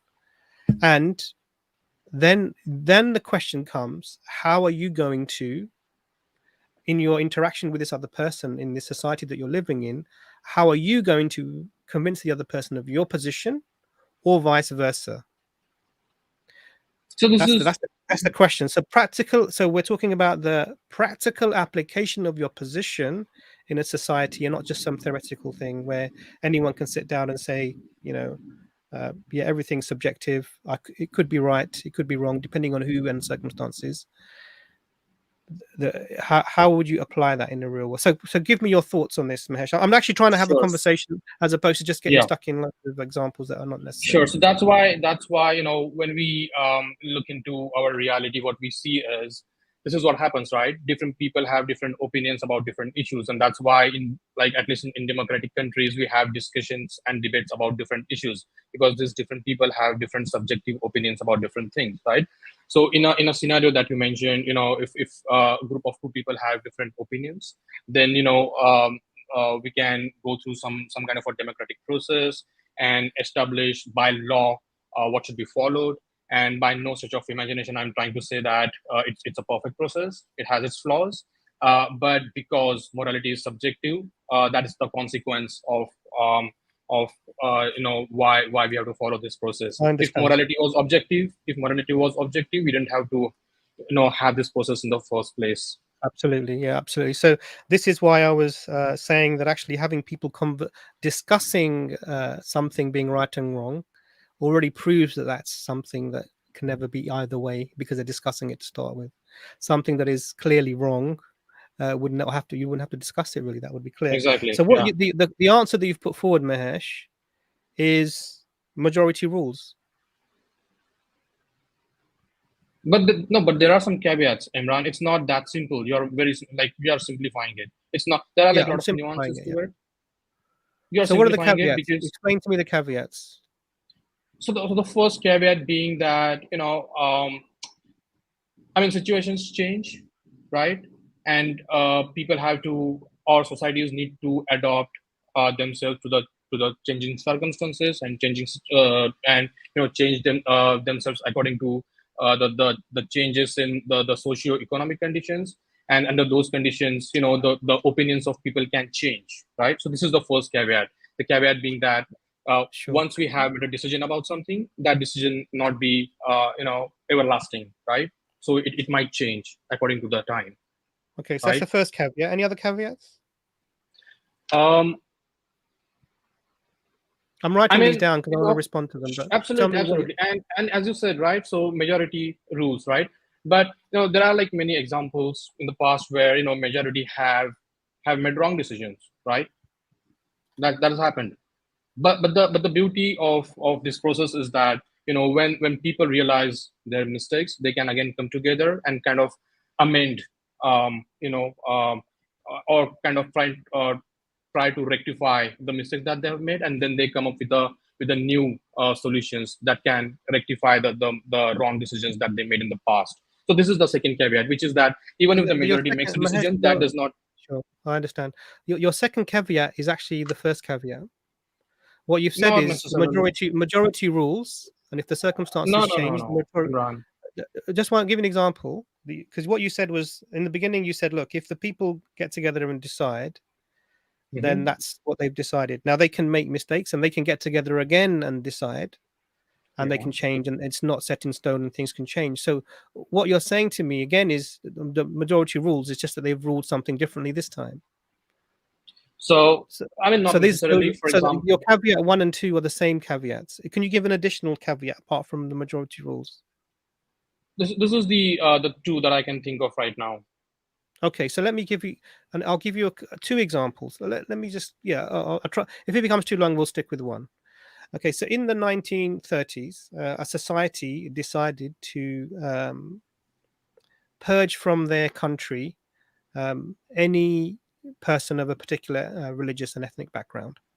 Known as the Holocaust, and that was something that they decided as a society, and it was done and it was carried out.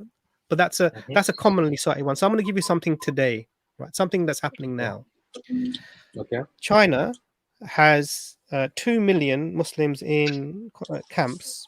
Okay. Yes. In the Xinjiang province, and what's happened is, as a society, they've decided that this is something that is required.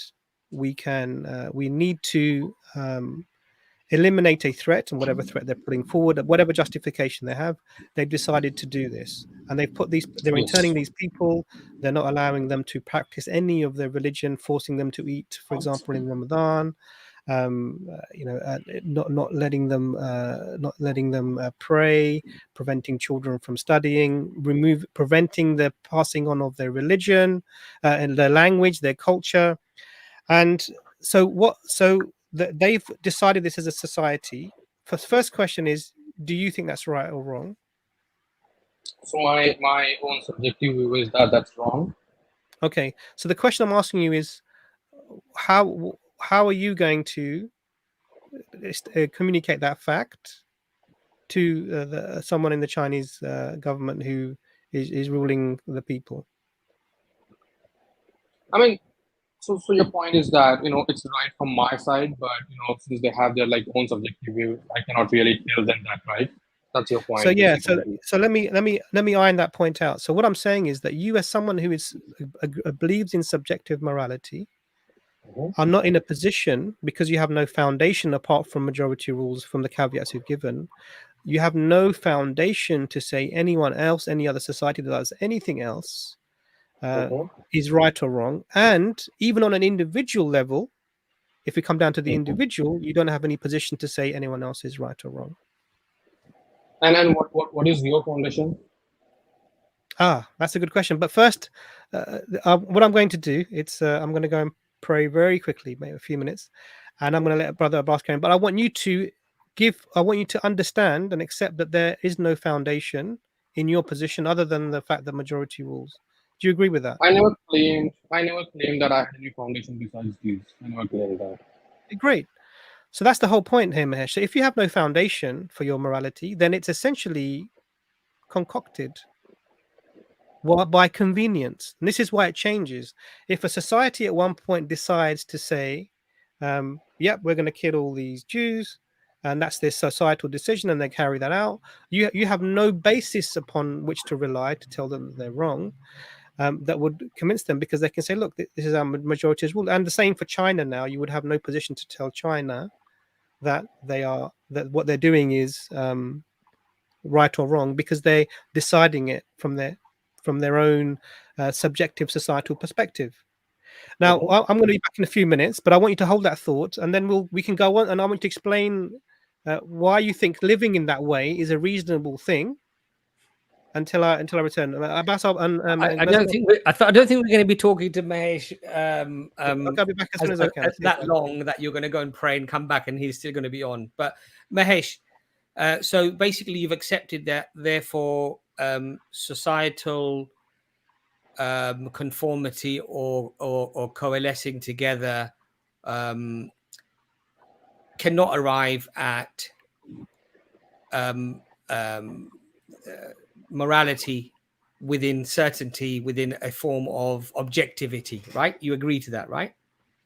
I mean, societal consensus can sometimes make mistakes, but that does not mean that they always make mistakes. Mahesh, that was not the question. And if you're not going to be honest about answering things properly, I'm going to just get the next guest on. You've accepted social consensus cannot reach objective morality. Do you accept that?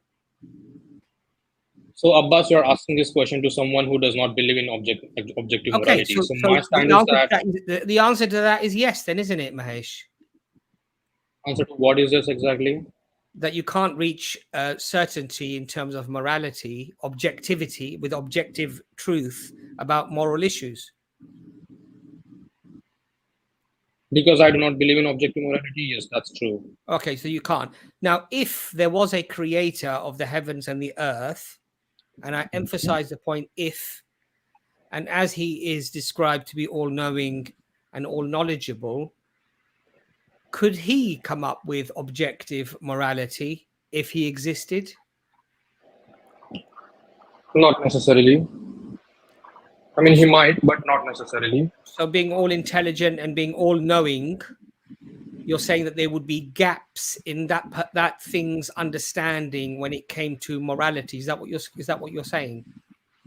Yeah, I mean, when we look around what's happening around us, we see that Mahesh. But Abbas, let me complete my point. No, right? Because it's a silly argument you're making, Mahesh. No, it's not silly argument. It is silly because you're saying because I'll tell you why why it's silly. I'll tell you why it's silly.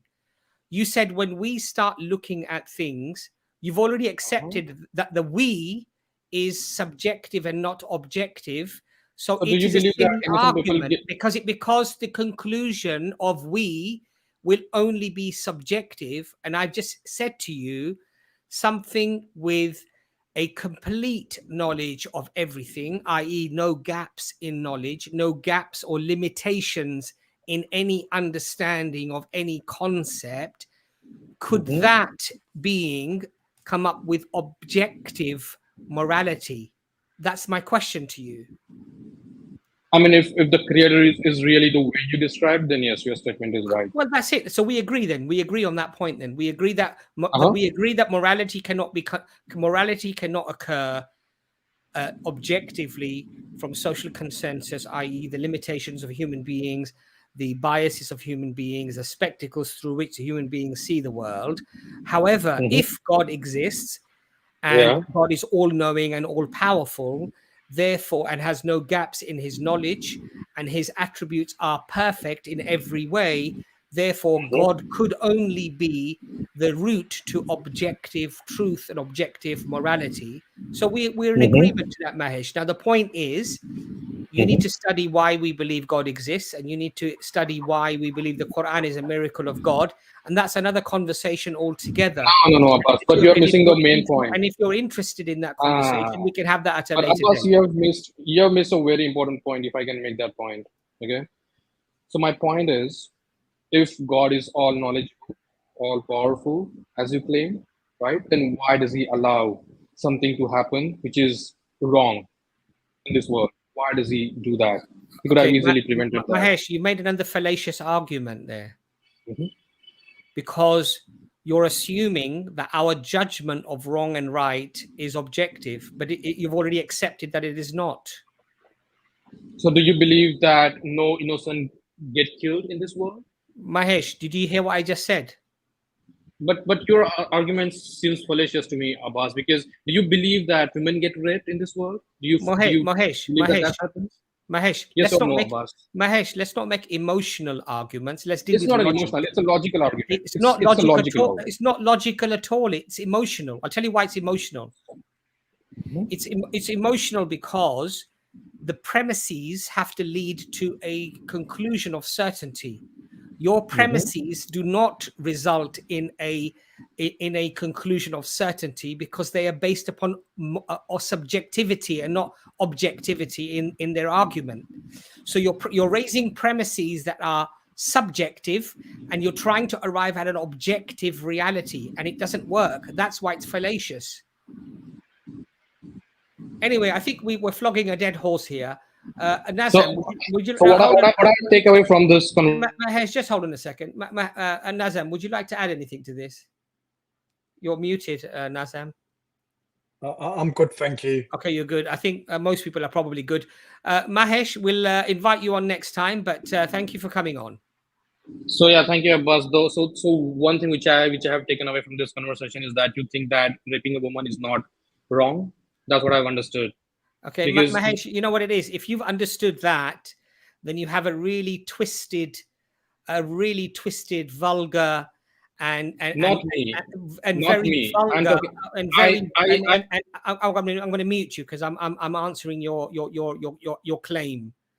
If you've come away with the conclusion that I somehow have condoned or accepted raping of a woman is acceptable, then quite frankly, you're a twisted, vulgar individual, and I'm not interested to have conversations with people like yourself if that's the conclusion that you arrived at. Unfortunately, if those are the sort of conclusions that you're arriving at, you need psychological help. This stream, and I'm not going to be able to help you. You need to get some sort of serious counseling to sort that type of problem out. And I can't help you with that, Mahesh. And this is the problem, Mahesh. You see, when logic and reason defeat the batil, the falsehood, the nonsense, you have to come up with these sort of ad hominem, personal, vulgar accusations. And it's shameful, quite frankly. I would expect more from you, Mahesh, really. So I would have thanked Mahesh for coming on the stream, but I'm not going to thank him now because I think that's just damn right,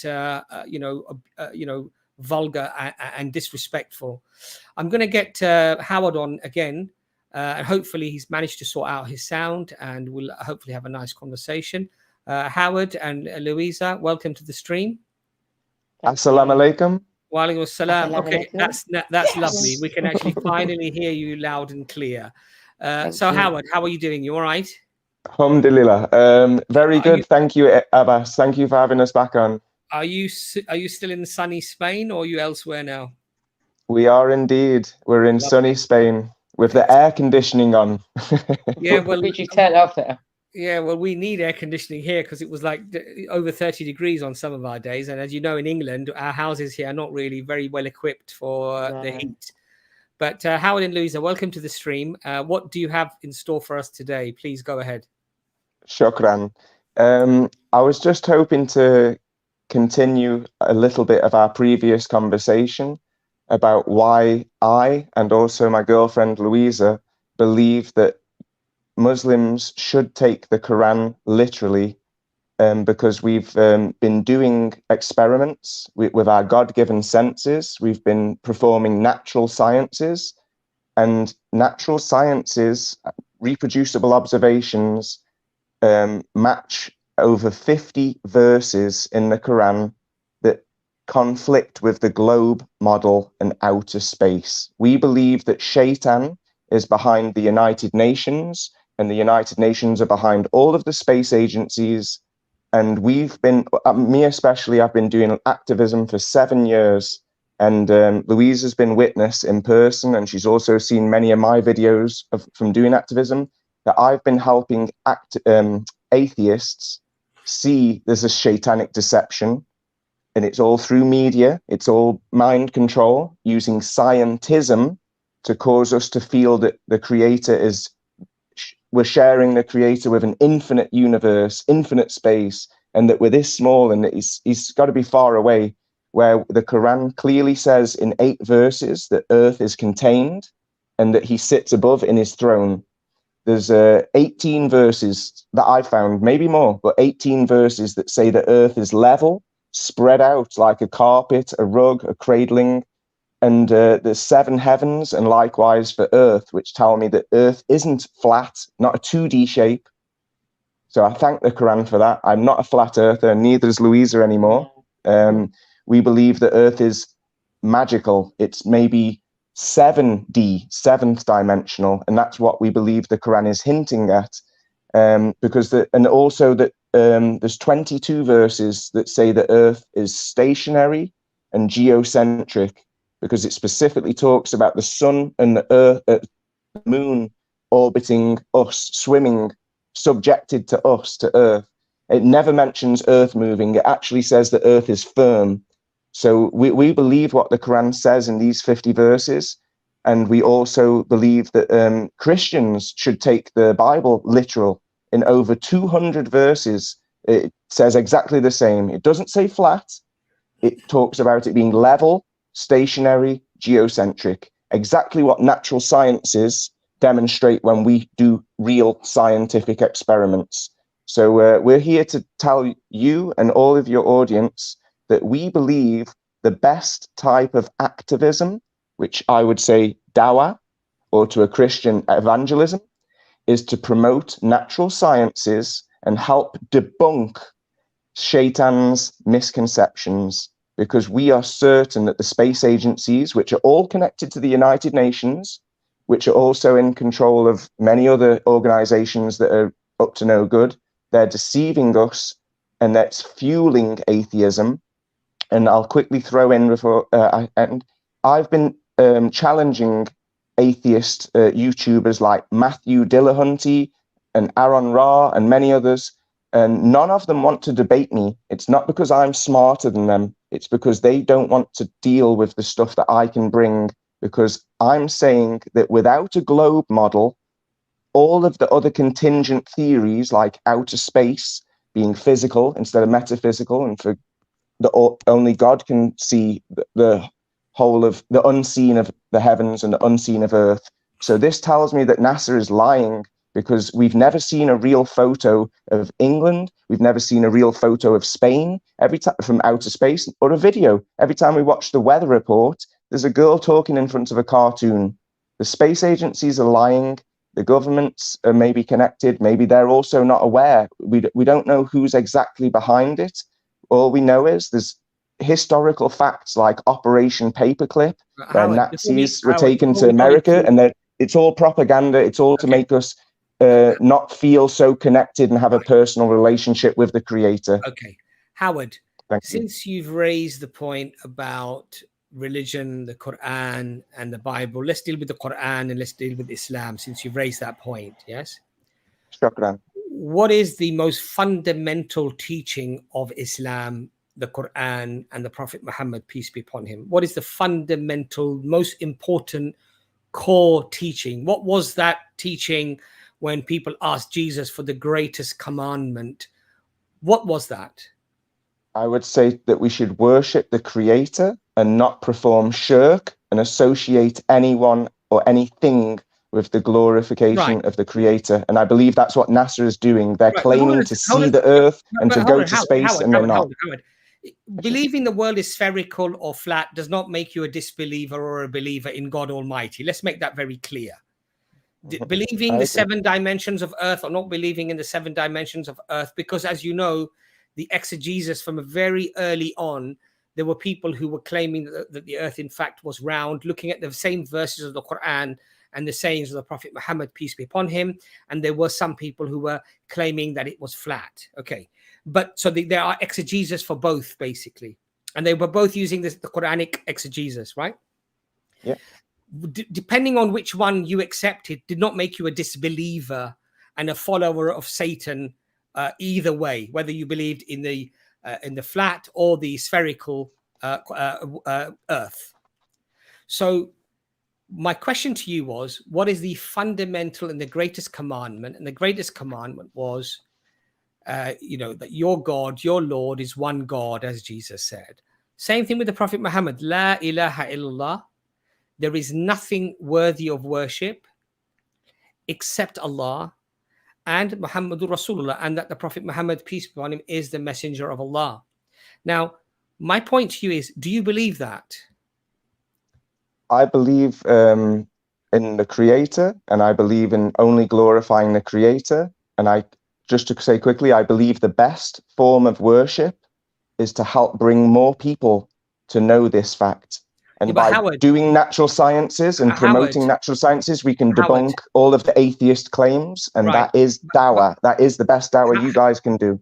Yeah, but Howard, your opinion of what the best dawah is, or my opinion of the best dawah is irrelevant. You know why it's irrelevant? Because it's subjective, like you were saying before, to the other person. Only God knows the objective truth. And the best form of dawah, or the best form of learning, or the best form of practicing, or the best form of teaching, is based upon what Allah subhanahu wa ta'ala has disclosed to us. I agree. Yes, but your opinion of that we should be talking about these things that you've mentioned, and this is the primary thing that we should be focusing on, is a subjective opinion that you arrived at. Fair enough, but can I reference? But hold on, Howard. But it's not based on Quran and Hadith. It's not based upon the Quran. Neither is it based upon the Hadith, the sayings of the Prophet Muhammad, peace be upon him. So you saying that I take the Quran literally, i.e., I read a verse, and I then take that verse to be literal. First of all, firstly and foremostly, I presume you're doing that in the English language. Well, yes, because I know there's about 11 verses that say that the Quran is clear for all mankind to understand. Yeah, but Howard, that does not mean to say that it's just because it's clear for mankind to understand, that if you translate the classical Arabic into an English language, and there are several translations of the Quran, many in fact, they use a different choice of words, your limitation of not being able to access the primary sources, i.e. the language itself, the classical Arabic, means that you're already limited in terms of your interpretation, limited in your... That means that only... Please, Louisa, go ahead. So does that mean that only people that speak Arabic can access the word of God truly, deeply, ultimately? Well, logically speaking, Louisa, the people who can access anything are going to be the people who are the most educated within that particular field.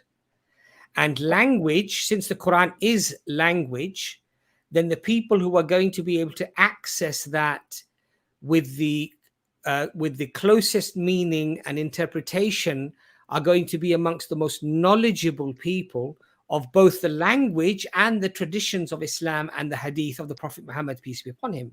It's but logical. Can I just throw a shout out to John Fontaine?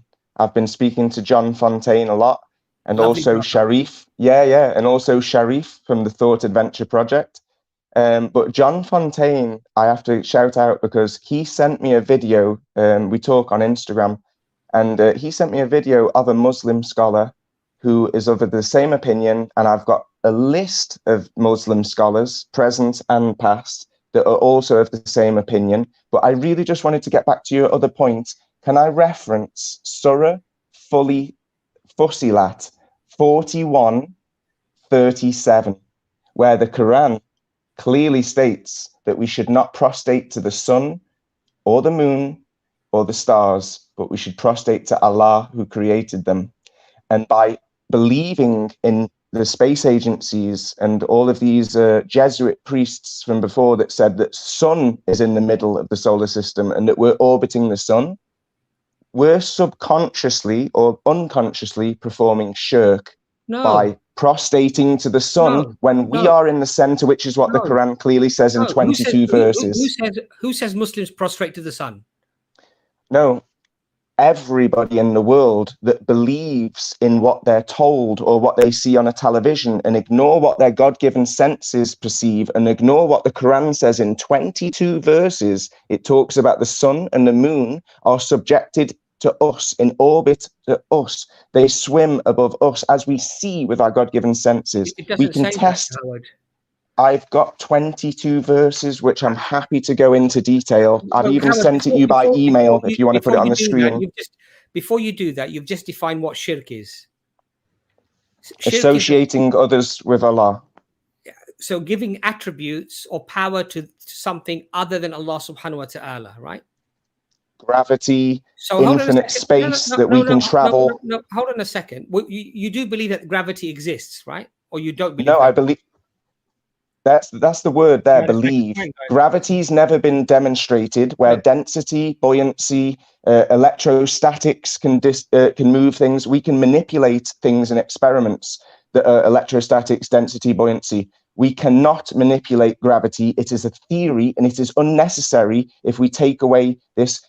People in Australia are upside down. We're giving glory to a scientific like Dr. Imran said, we should be against scientism. If it's not demonstrable, if we can't experiment, if we can't make an experiment and manipulate the independent variable, then it's a theory. And if it's a theory that we can debunk with other experiments, natural sciences, like we can prove with electrostatics, acoustic levitation, we can put an egg in water and it'll sink. If we add salt in the water, it'll float. There's so many experiments that prove density, buoyancy, electrostatics, acoustic levitation. There's no experiment that proves gravity. It is a theory that supports a globe model that supports that we can go into outer space, and outer space is physical, when it's really metaphysical, and only the creator can see the unseen of the earth. So that proves that NASA's lying. And just quickly, the Quran clearly says we're contained and that we can't go out. Okay, so we're believing in NASA and we're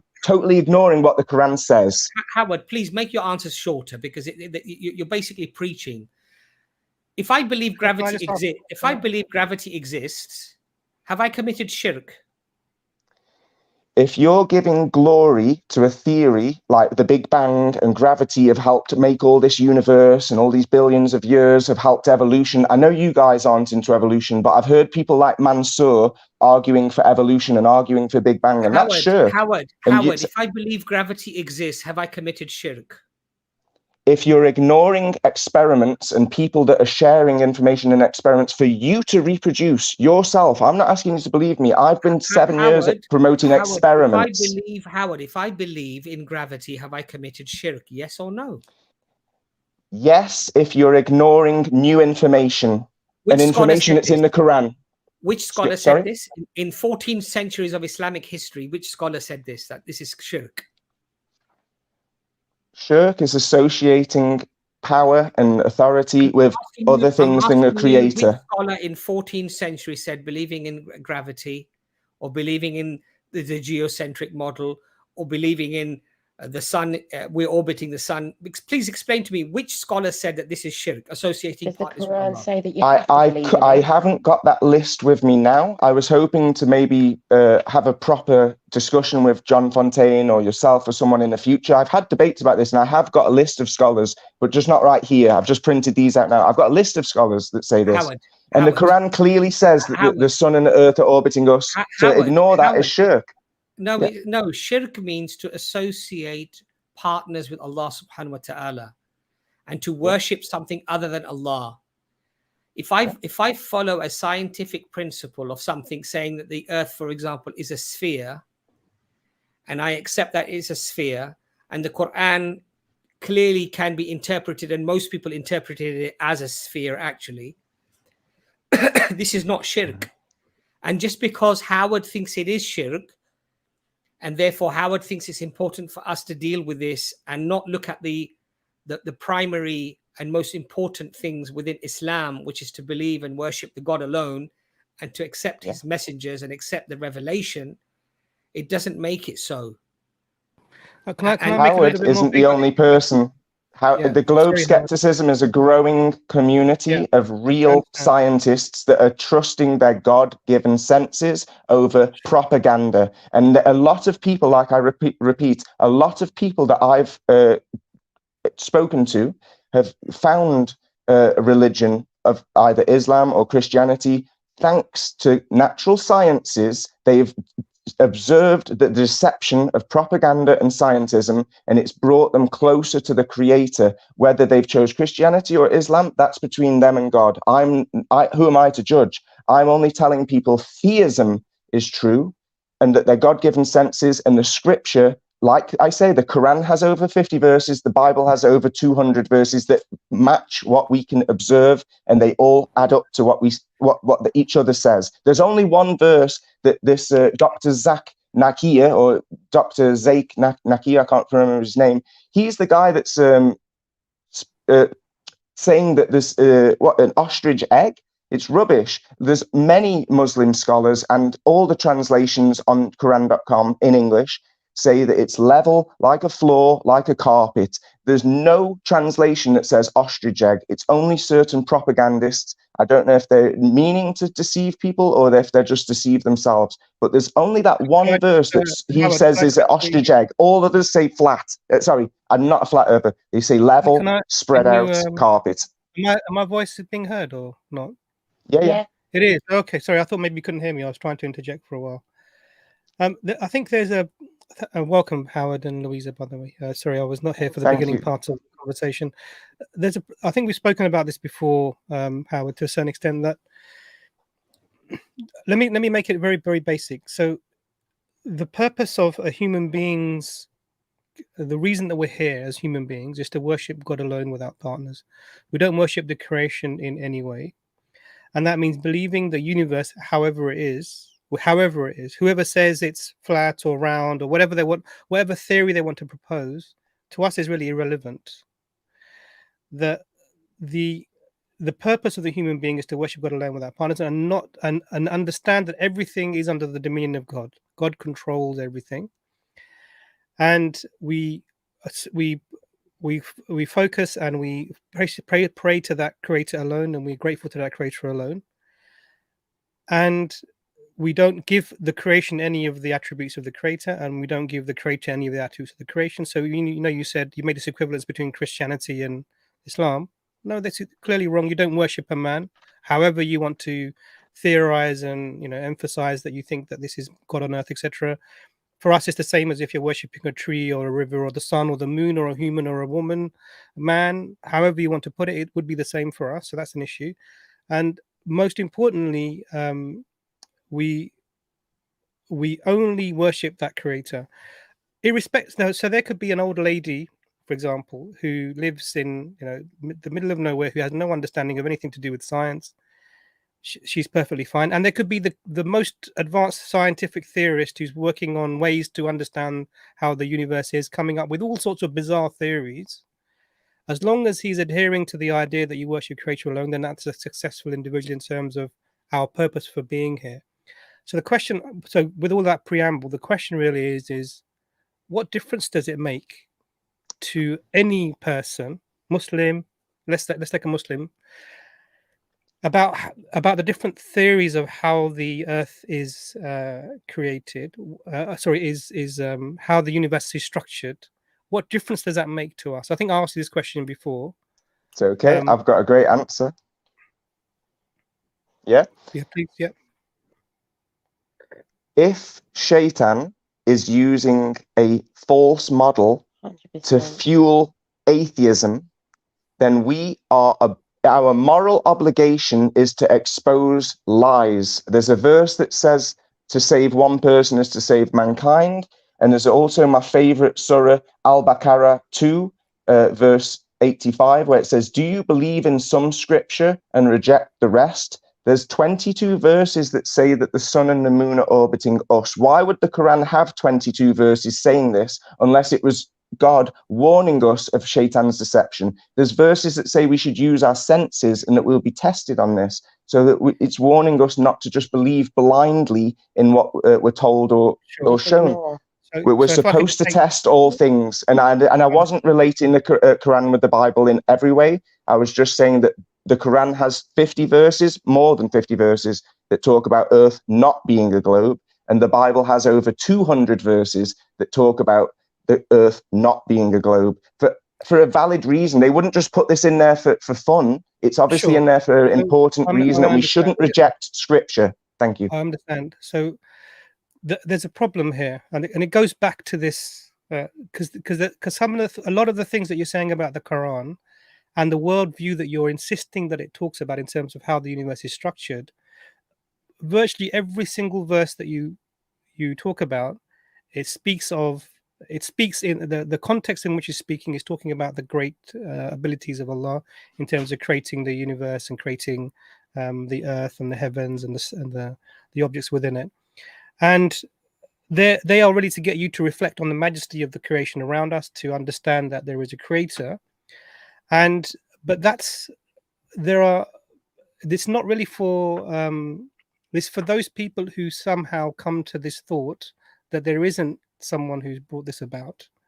Okay, now when I see all the verses, and you sent us these, you sent us an email just before this. Good. and I've looked at every single one of these verses, and you're paraphrasing. None of these are these.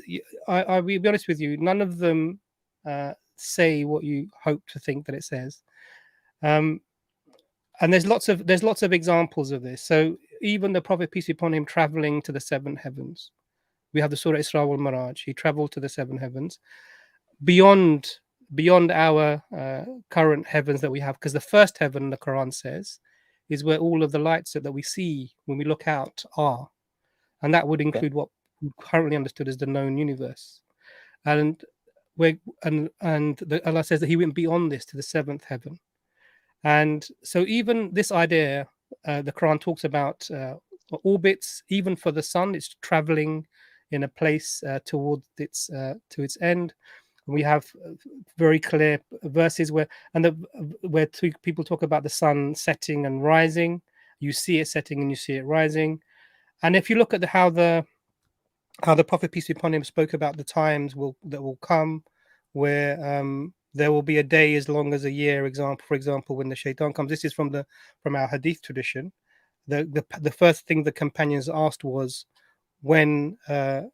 what should we do in that day in terms of our prayer? And the Prophet, peace be upon him, just explained to them how to answer that solution. There's another example from the life of the Prophet, peace be upon him, where they were fasting, and another group of people came. Another group of people came, and they were actually having Eid, if I remember correctly. It was the Eid for them. So the Prophet said, well, why are you not fasting? And they said that we've seen the moon. Yesterday we saw the moon, and they hadn't seen it where they were. So the Prophet said, okay, everyone should open their fast and they should celebrate the Eid, because when you get a verification from a Muslim who's you accept that, and you would carry out the Eid. So this is another example of someone seeing in their location the rising of the moon, but that not being seen in another place because they're in a different geographical location. So all of these things, for me, even the verses you put forward, for me, it's not conclusive at all. But I don't see the problem here, because the argument you seem to be making is, unless you believe in the universe as the way I believe it, that you're not fulfilling your religion. Now, the Prophet, peace be upon him, has taught us everything. The Prophet, peace be upon him, said that everything that will take you closer to paradise and further away from the hellfire, I have told you about. And everything that will take you closer to the hellfire and further away from paradise, I have warned you about.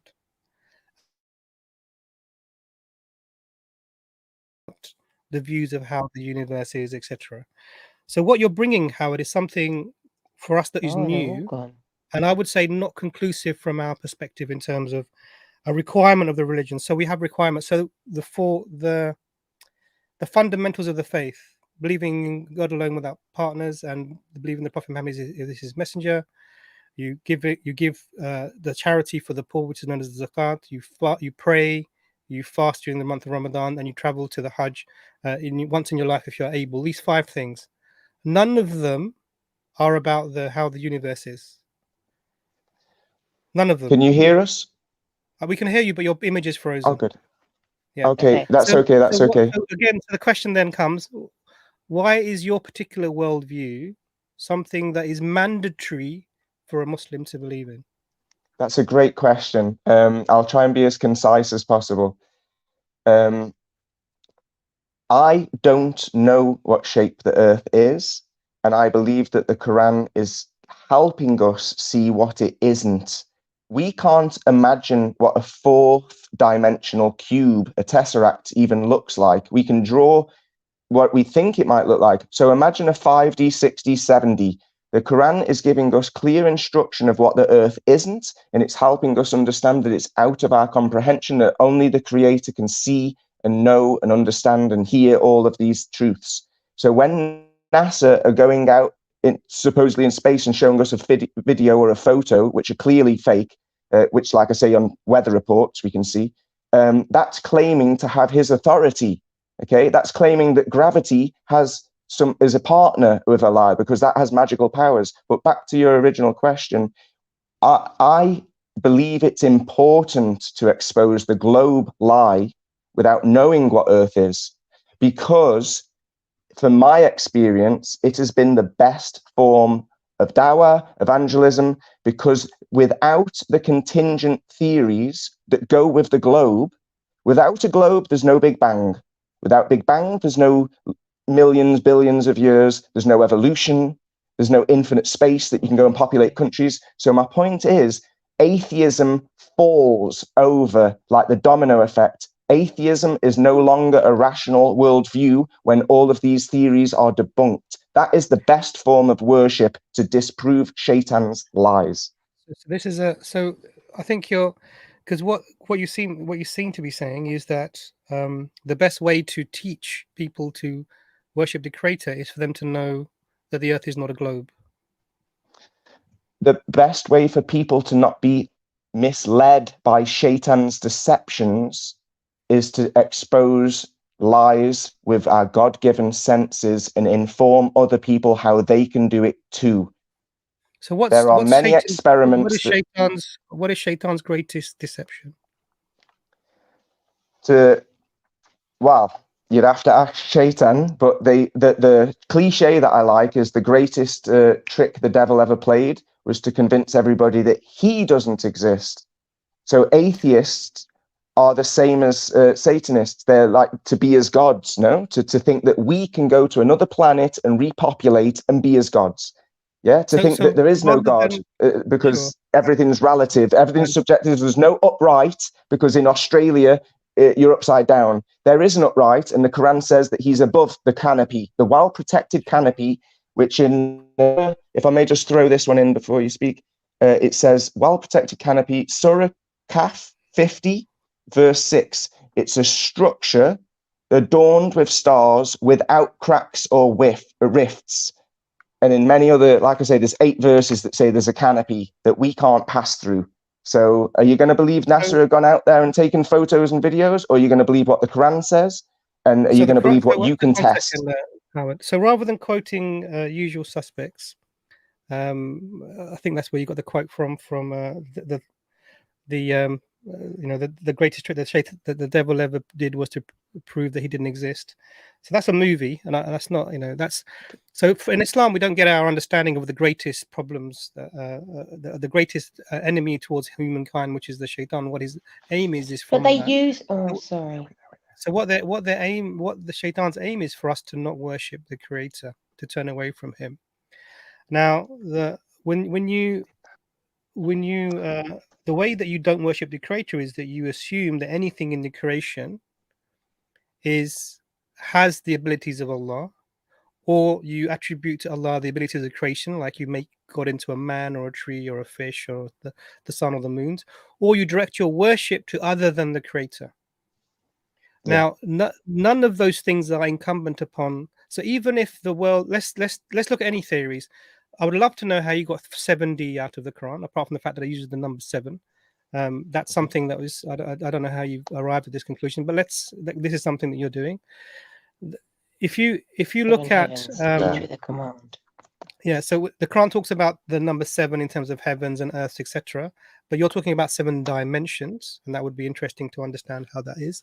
And if you look at what you're saying, anyone who believes in any way that the universe is created, so someone who believes flat earther, someone who believes in the standard scientific model that we currently have, someone who believes in a quantized universe where everything is 11 dimensional, and you between each quanta of space there could be a 9 other dimensions, however they're bringing forth their ideas, as long as you understand in your theorization and model building that everything ultimately is Allah's creation under his control, and he's put it here for the purpose of worshipping him, none of those things makes a difference to your abilities in terms of succeeding in this life.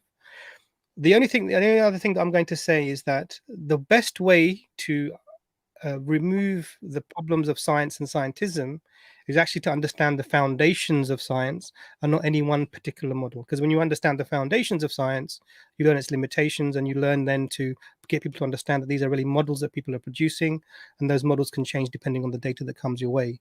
So again, I think we're going around in circles, essentially, in the sense that you think this is really important, and we don't see this anyone in history, in terms of the Muslims, ever using this as a method to try and prove the existence of the creator or anything else like that, or even calling people to Islam.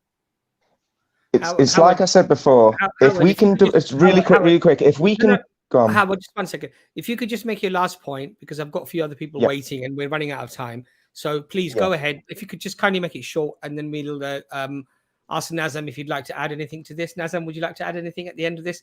Otherwise, I'm going to get Rob on next, and I think we'll let you have first dibs with Rob.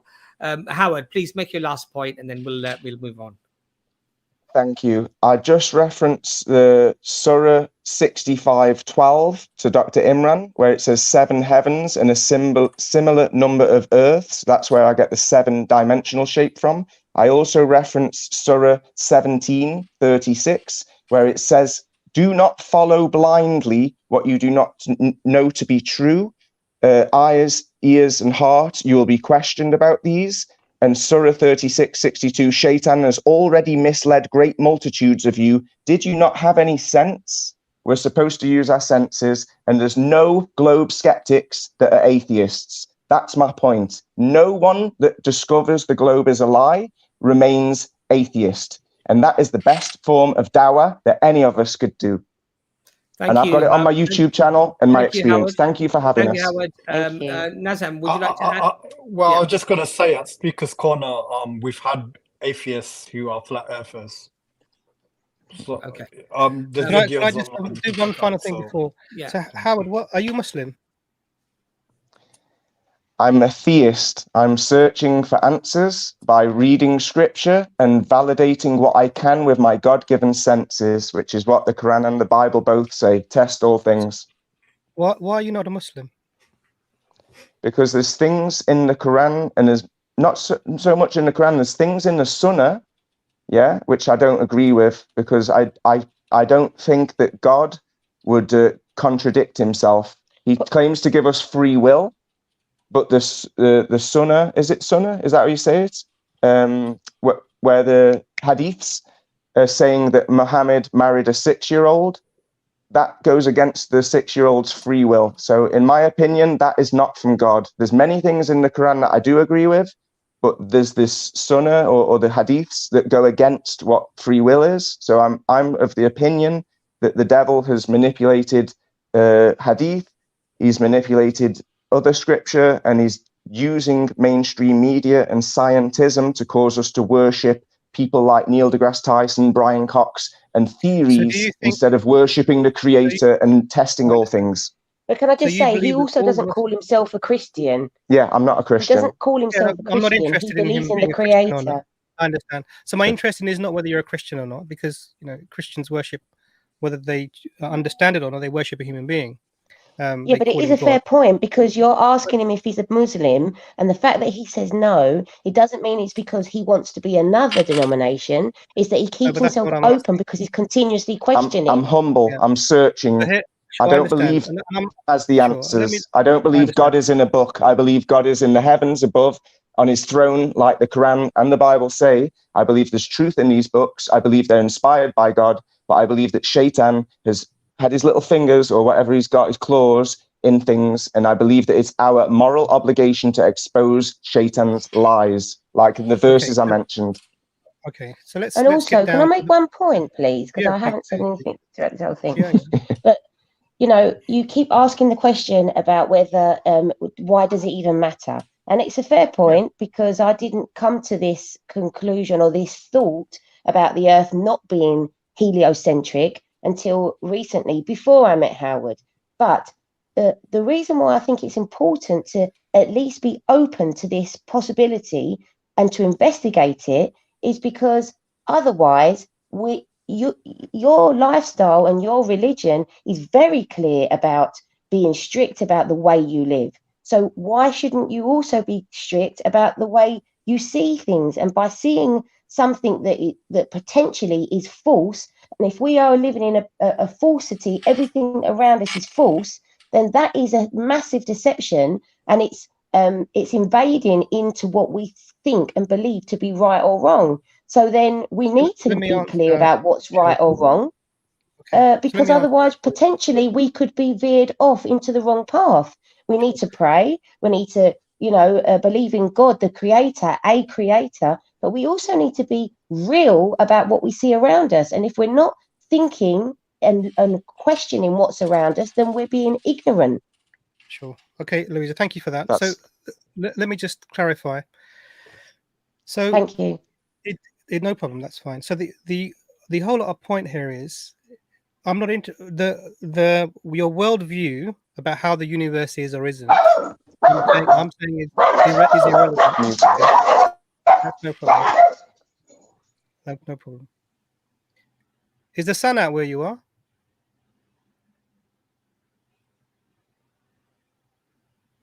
Your sound's gone, Howard.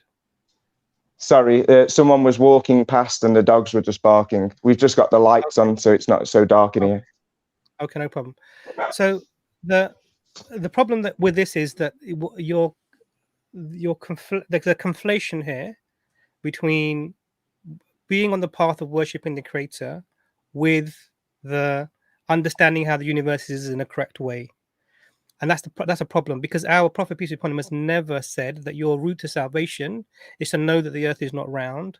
And the Prophet, peace be upon him, predicted many things about the beginning at the end of times, and none and what people would say and how they would do, but none of them is to understand that the universe is a particular way, or the earth is a particular way. But coming back to your point, so I'm actually not interested in whether you're a Christian or not a Christian, or whether you're searching into other things, but I'm really interested in Islam. Now, one of the things that you've said very interestingly is that you believe that Islam is there's a sign that it's been corrupted by Satan, and that sign was that the Prophet peace be upon him married a 6-year-old, and you said that shows that there was no consent. This is what you said: free will was missing. So how do we know? How do we know about this incident? From hadith. It's not in the Quran specifically. So I believe the hadith are corrupted. Yeah.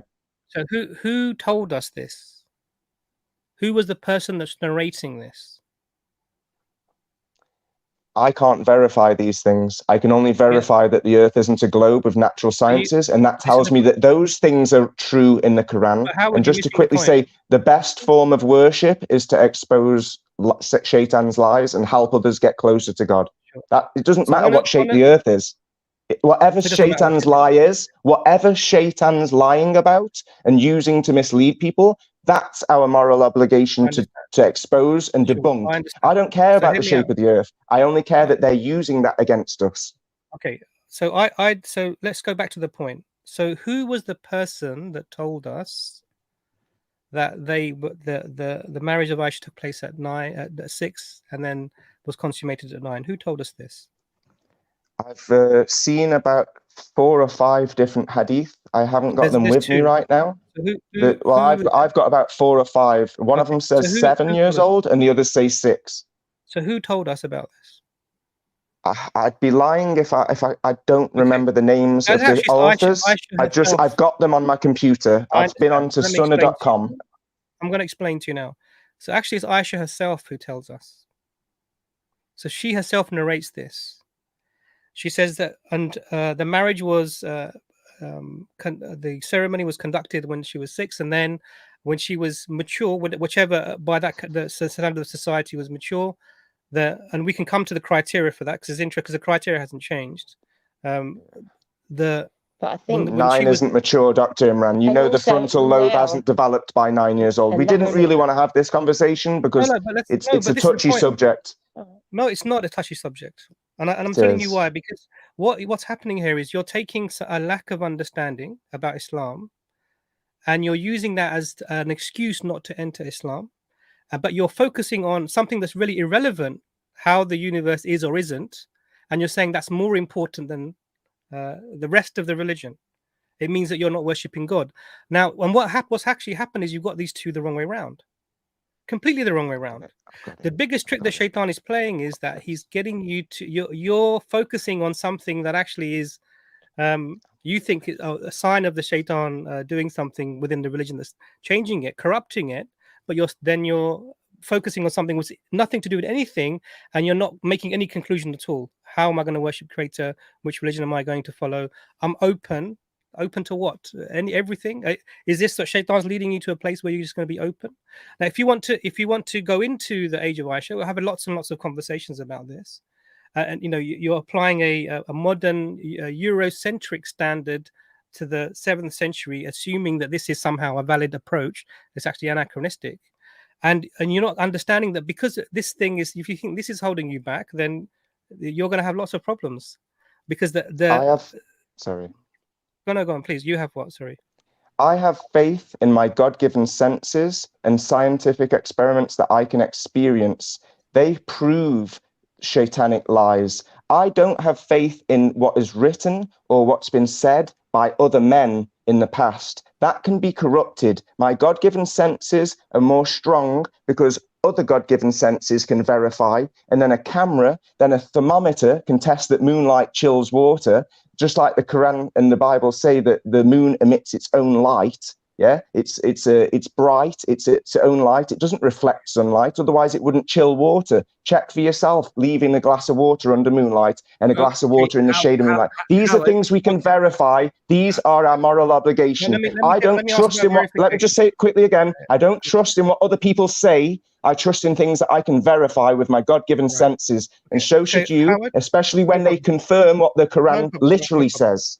Thank you. Thank you, Howard. Thank you for coming on. Imran, fair enough. If you could just round up. But Howard, thanks for coming on, and hopefully we'll. Thank you for having us. Thank you, Imran. If you could just sum up, please, before we move to the next guest. Okay, so because it's interesting, I think we've made more headway in the last few moments than in all of our previous conversation. Because you've said something that's very interesting. So first thing you said, you don't believe anything that anyone's written, or the Quran was written.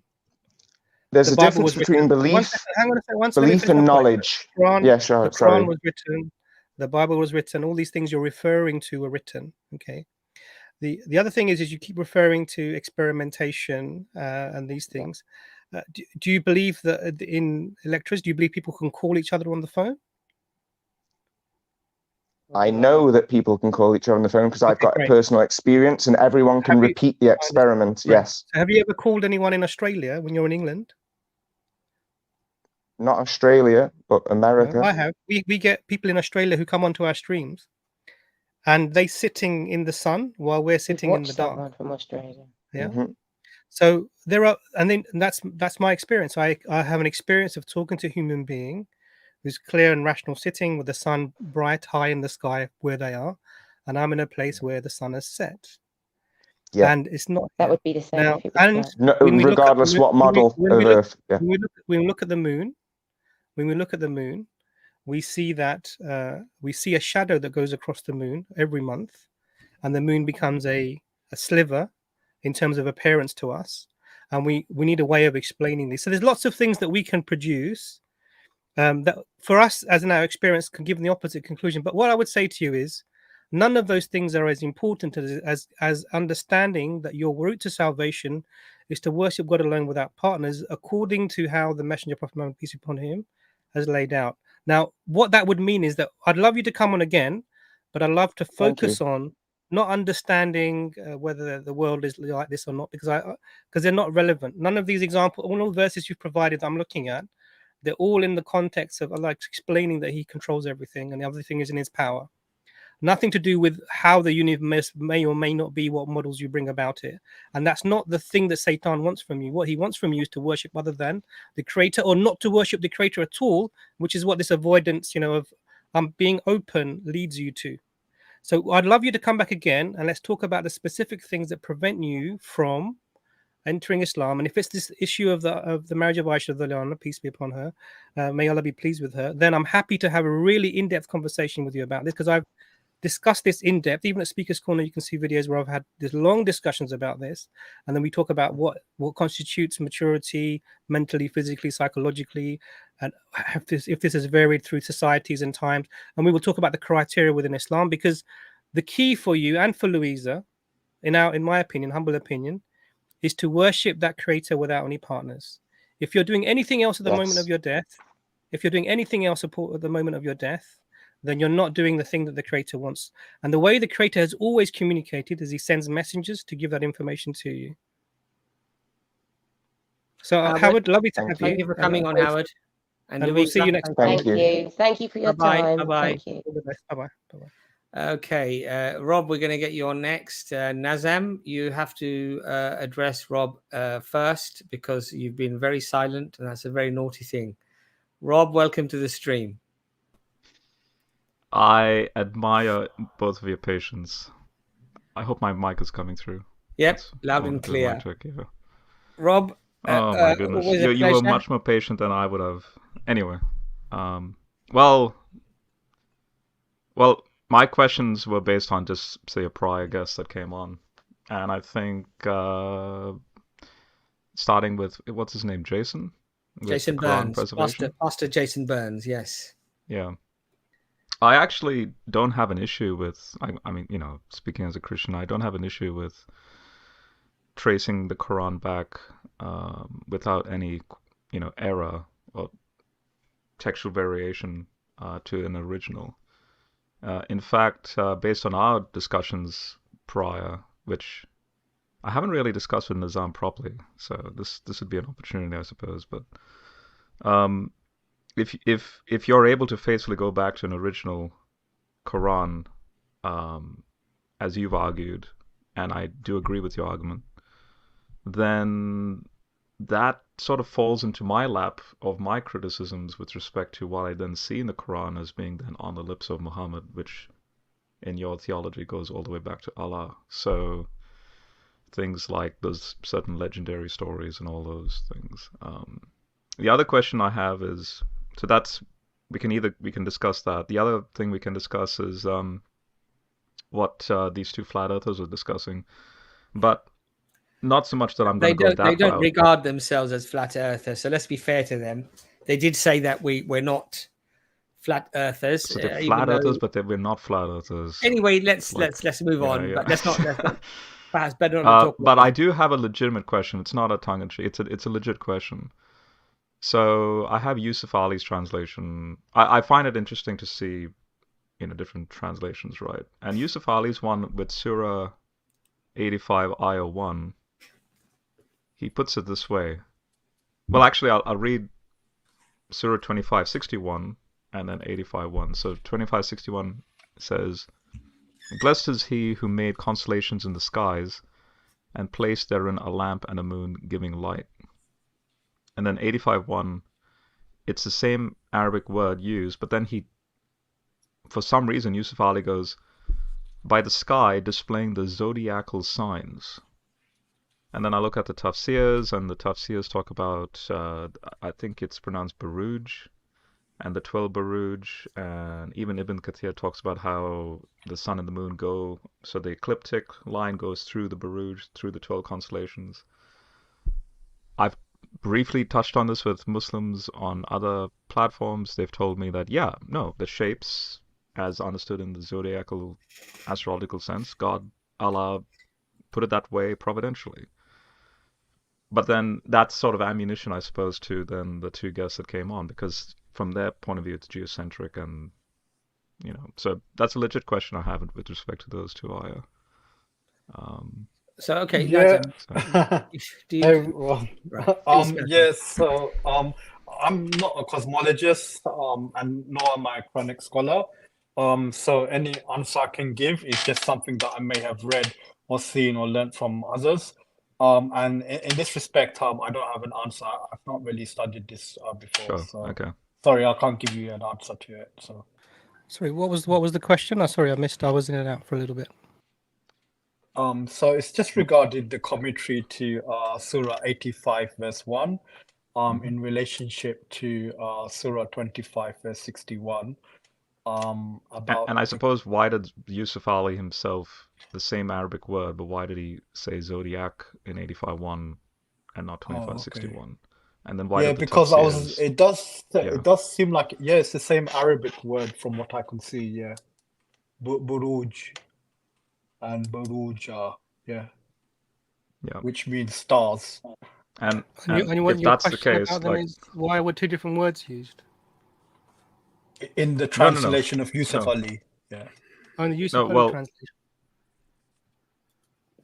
Well, I'm just coming on reacting based on their prior guess. So Imran, just to quickly update you, I agree. I actually liked your explanation on Quran preservation, but then this falls into, again, our prior discussions on my conflicts with the legendary material in the Quran, because if you do trace it back, that gives me ammunition to then further that discussion, I suppose, like that then that Muhammad did, or in this case Allah did, regurgitate that material. That's so we can either discuss that or your flat earth guess, and with respect to these two ayah, that these are legit questions with respect to these two ayah.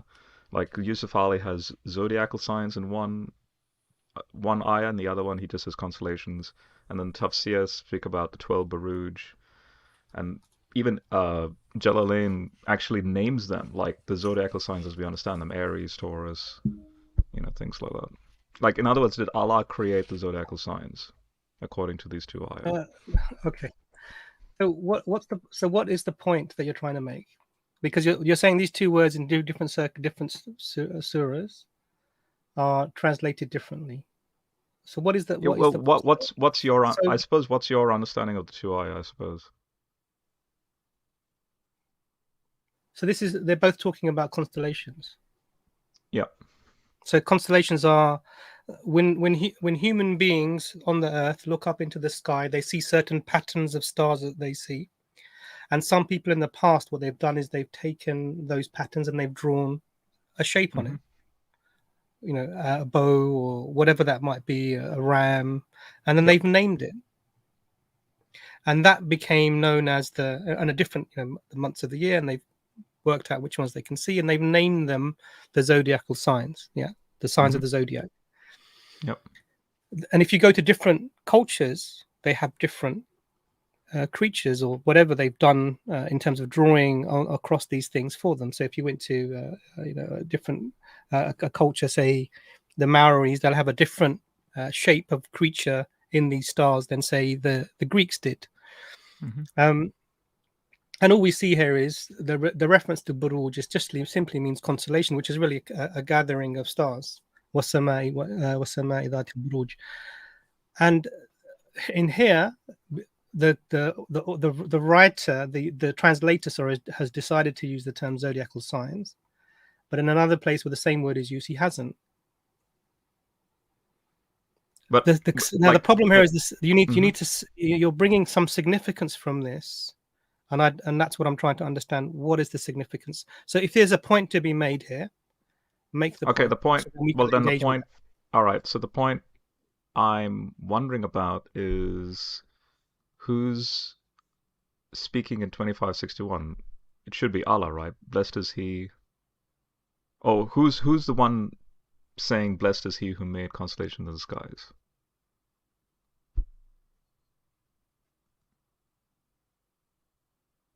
So the Quran often talks in a narrative voice, so it does that quite often. And often, sometimes in the Quran, you'll also see Allah telling someone else to say something. So Allah can narrate these things, and it's so. For example, if you read one verse back in Surah 25, it says, "When it is said to them," this is the Yusuf Ali translation. Maybe I shouldn't, because it contains a lot of errors within the way it's translated, particularly when it comes to Jesus, peace be upon him. But it says, "When it is said to them, adore ye God the most gracious, they say, and what is it? What is God the most gracious? Shall we adore that which thou commandest us, and it increases their flight from the truth? Blessed is he who made the constellations in the sky and placed where therein a lamp and a moon giving light, and it is he who made the night and day to follow each other, for such as have the will to celebrate his praises or to show their gratitude. And the servants of God most gracious are those who walk on earth in humility, and when the ignorant address them, they say peace." So this is really talking about responding to those people above with this, blessed is he who because they're asking about who is the most gracious, and the response to that is, blessed is he who made the constellations in the sky. So their question is, well, who is this most gracious you keep talking about? Which ironically, and then the response to that is this blessed is he. Right. If you're expecting the Quran always to talk in the first person, it doesn't do that at all. No, that's not my issue. Like I'm fine with your explanation on that. My question is, so your response there with the prior ayah actually then is a good response to your prior guess, right? But then this particular ayah will be like a brick wall to them, because they'll be like, hang on, but then it says, blessed is Allah who does make or has created the constellations. And when I look at all the tafsir, like the ancient ones, all of them speak about the 12 Buruj in that geocentrical cosmology that they held to. They didn't, by the way, they didn't hold to a flat Earth. That's ridiculous. It was a globe Earth even in the 6th century BC in like easily 1,000 years prior. But in that spherical Earth, but it's still geocentric, and so the ecliptic, so the sun and the moon follow that ecliptic along the Buruj.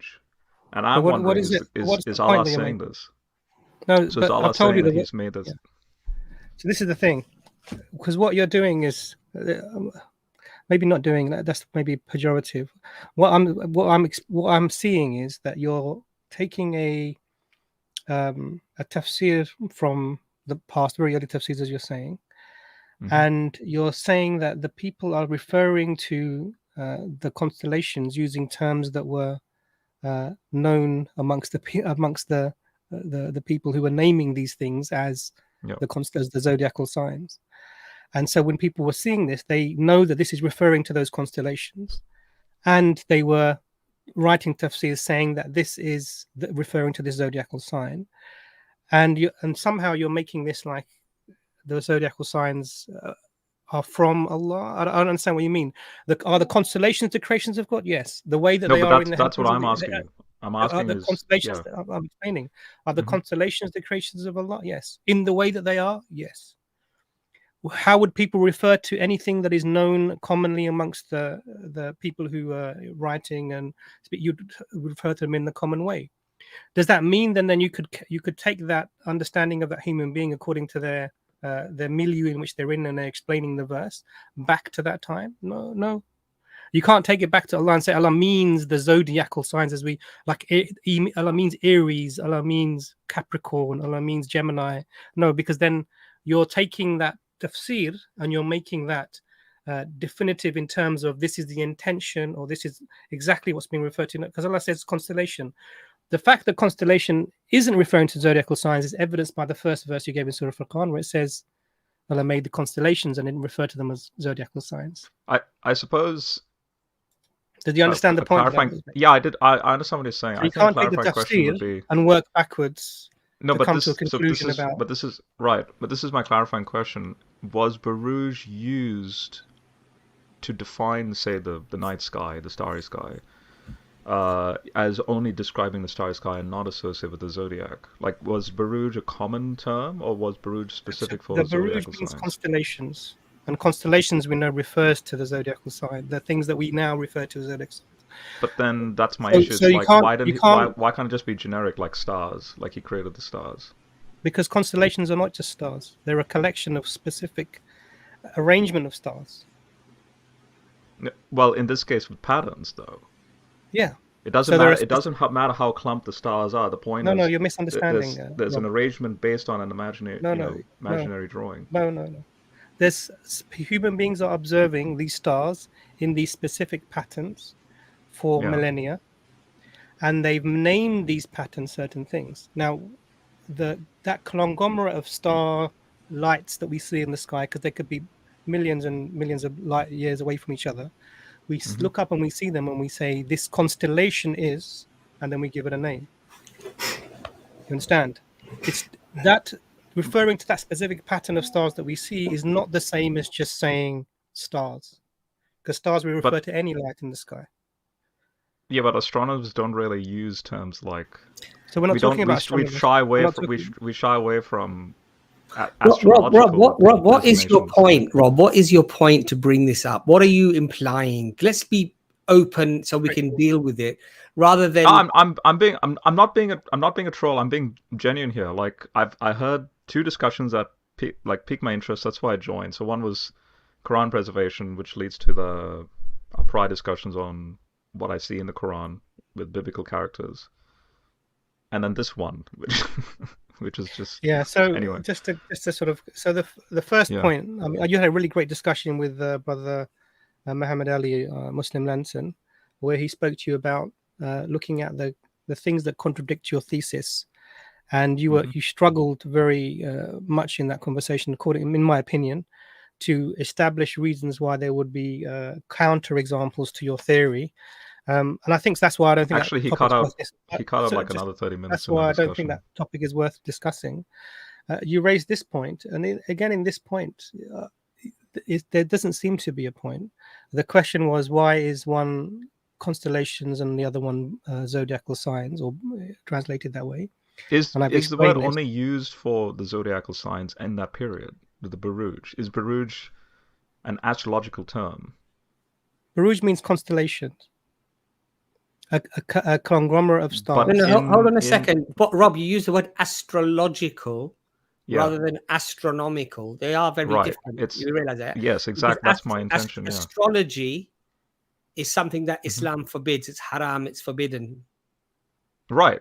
But that's So my question. Why is an astrological term that's appearing why, in the Rob. Quran? That's why it's very important that we pick the correct choice of words. You also you also said earlier about geocentric. It's confirming the geocentric model. No, it's not. That's not what it's confirming at all. And now you've used the term astrological, and the Quran doesn't talk about astrology in that sense. It actually forbids astrology and the reading of stars and what have you. This is actually forbidden in Islam. It's haram. It's shirk. It's associating partners to Allah subhanahu wa ta'ala, because only Allah knows the past, the present, and the future. So that's why I want you to frame your question or your contention clearly, rather than putting these little words in which seem to imply something that's very different. So please be very clear. What exactly are you getting at here? And just be open about that so we can deal with that.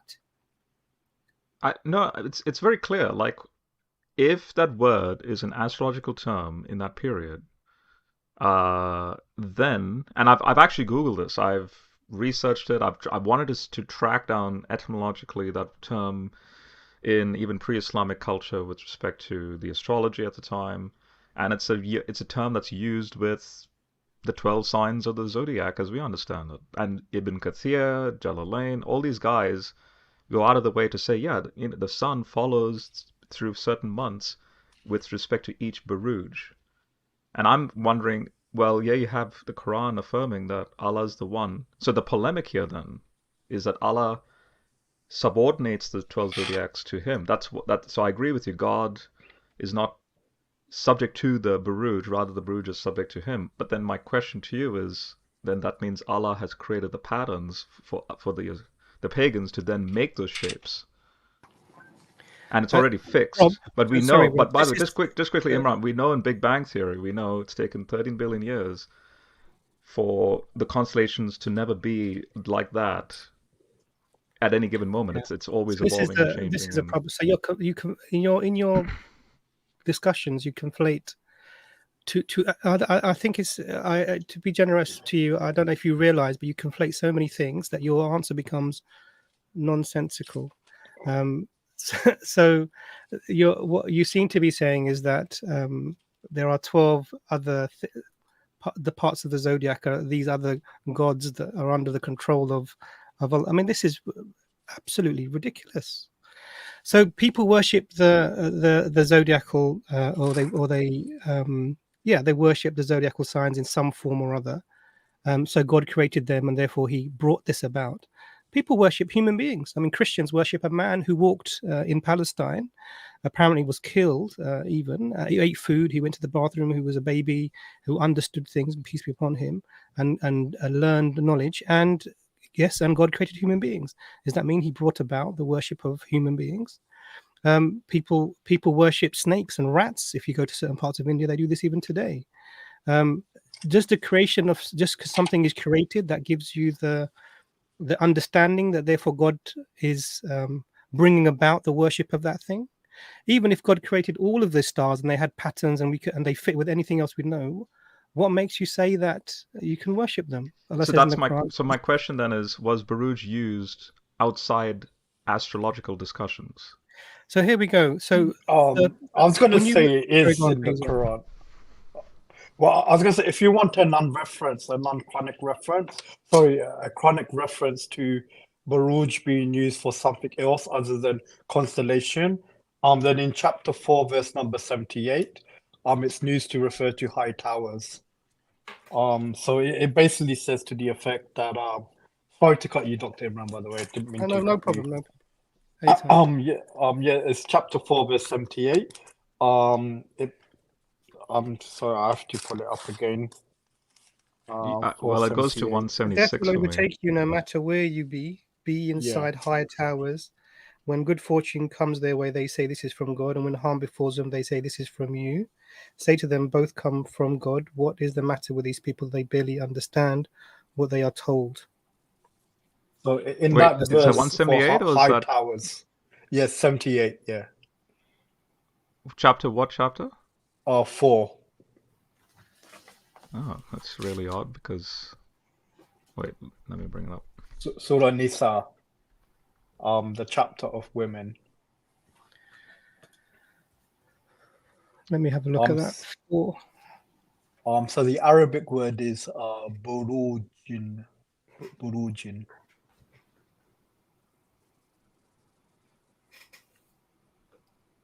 One moment. Chapter 4, for some reason, Quran.com goes all the way down to 176. Yeah, it's verse 78. 78. Oh, I thought you said 178. Sorry. So I beg your pardon. Okay.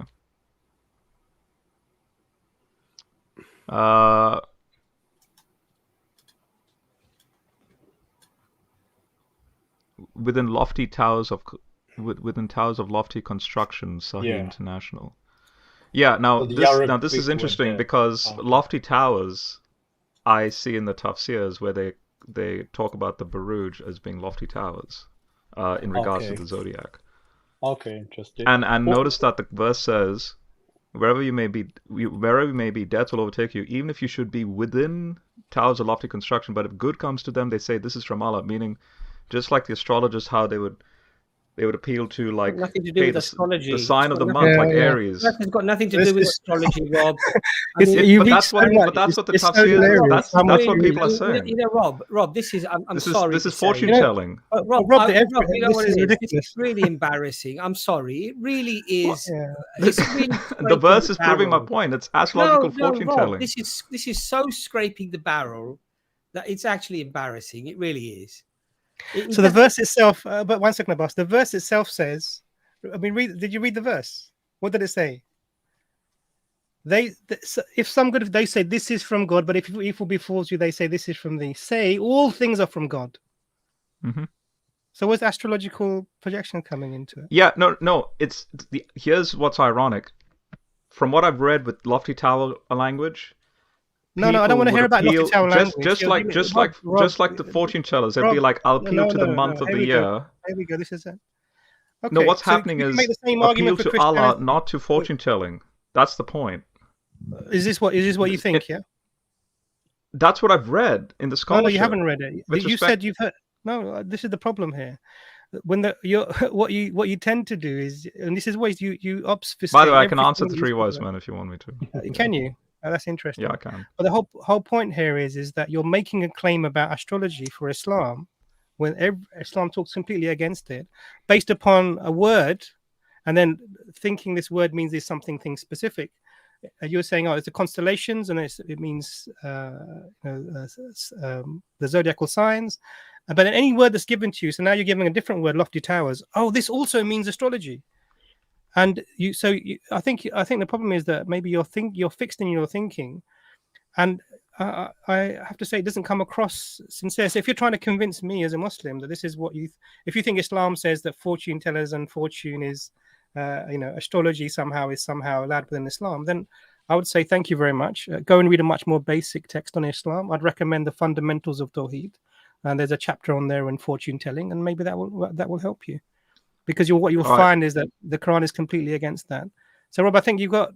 I don't think this is going anywhere conversation-wise. Do you want me to change the topic to another topic? No, I don't think that would. Why? Because this topic hasn't been fruitful. Why would any other topic you bring be fruitful if it's going to come from the same mindset? No, it has. No, I feel I feel you guys are avoiding my observations here and my questions. Yeah, your like I don't. Why do you feel that you've? Like, for example, when you said Muslim Lantern did a good job, I don't think so. I made 2 shorts from a professional Egyptologist reacting that the pharaoh didn't drown. Egyptologist. The Quran says the pharaoh drowned. Yeah. Egyptologist, yeah. So which mummy was that scene with the salt content? According to Maurice Bucali. No, the mummy is not. The mummy isn't Maurice Bucal's mummy, is it? He didn't make it in his basement and then produce it. No mummy has sand content. No mummy has drowning content in it. Salt content. No. Show me the mummy that has a salt content. Because professional Egyptologists of the field will say that pharaoh drowned. From that dynastic period, the 18th to 19th dynastic period, no pharaoh in that period drowned. So okay, no problem. Thank you very much, Rob. It's been really nice to see you. Maybe speak to if you can. Well, what about Nizam? I thought Abbas wanted Nizam to interact. Do you want to have an interaction? Yeah, we can speak, Rob. Maybe if I message you and we can speak. It's just because there's other guests. I'm assuming that are waiting. If there's no other guests, I think Nazam just realised this wasn't going anywhere and decided. Oh no! Well, I have another reference to Buruj, not meaning like constellation. Like Surah 33, verse 33. It's used to refer to display or to outward display. It's in reference to obviously display means astrology as well, right? Yeah. Display means astrology. Towers means astrology. Constellations means astrology. Zodiac all the tafsirs used lofty towers, constellations, zodiac. Yusuf Ali has zodiac there. Yeah. Why did he choose zodiac? But that's the problem here. So why does choosing the term that people commonly call these shapes? But Yusuf Ali is in the last century. Yeah, but and have you looked at any other translations apart from Yusuf Ali? Constellations, but constellation is a zodiacal term or an astrological term. The case is finished. So constellation is not astronomers don't say constellation. You're using the exception and you're making it the rule, but the exception proves the rule. So you have an exception and you're insisting that this exception is the correct understanding that say that Islam talks about or promotes or is related to astrology. And I think that's the flaw in your argument. You pick and choose at little straws in different haystacks and you try and build your own haystack, and you're not building a haystack. So all the early Islamic commentators and scholars who saw clearly that this is the zodiacal signs, they're all wrong. It's just constellation. It's just a collection of stars. I want to understand this phraseology. So they referred to the constellations using the names that were known by the people who would refer to these constellations. Mm-hmm. And you're saying this proves, therefore, that they are following the belief system. No, they're not. They're not following. They're saying that Allah is the one that created it. Sorry, Rob. Let me just finish my sentence. So, are you asserting here that those Muslim scholars who referred to these constellations as zodiacal signs followed the belief systems of the people who follow astrology, etc.? Are you saying that? All right, I'll read. This is a short one by Ibn Abbas. I'm asking you a question, Rob. You're not answering my question. So you can actually see what they say. I'm asking you the question. Because I'm not, unless I'm misunderstanding them, I'll read what they say. So I'll read Ibn Abbas and Jalalain.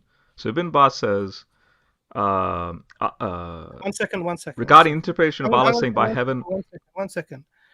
We know that Ibn Abbas often quotes Israeli art, so sources from the Jews and the Christians. He's known for this, and you're quoting Jalalain, which is the shortest translation. I've got it on my shelf here somewhere. If I can just quickly find it, the shortest. I can even quote you Ibn Kathir. But you're making. You need to make the assertion. This is the assertion. So let me just read a sentence, 1 second, Rob, and then you react to these. Imran, do you want this one? That's the one that I've got on my shelf somewhere. I'll pull it. If you, the point that you need to, this is what you need to establish, that the Muslims who are writing this down in their tafsirs, are holders of the beliefs of astrology. That's what you have to establish. No, I'm not. No. I'm not saying that. The Quran says Allah created the Buruj, the constellations. These scholars are reacting, going, yeah, because he's the Almighty God. But the irony here is they're not saying that the zodiac does not exist. The zodiac does exist, but Allah is the one. All right, I'll read it. No. What do you mean that the zodiac does not exist? Are you saying the constellation? Like they literally think that there are 12 literal signs in the night sky. No, hey. So now there's the conflation now. Okay, so I'll read it. I'll read it. You can read in 1 second. There are stars in the sky in a specific pattern, a constellation. Yeah. Some people have named them.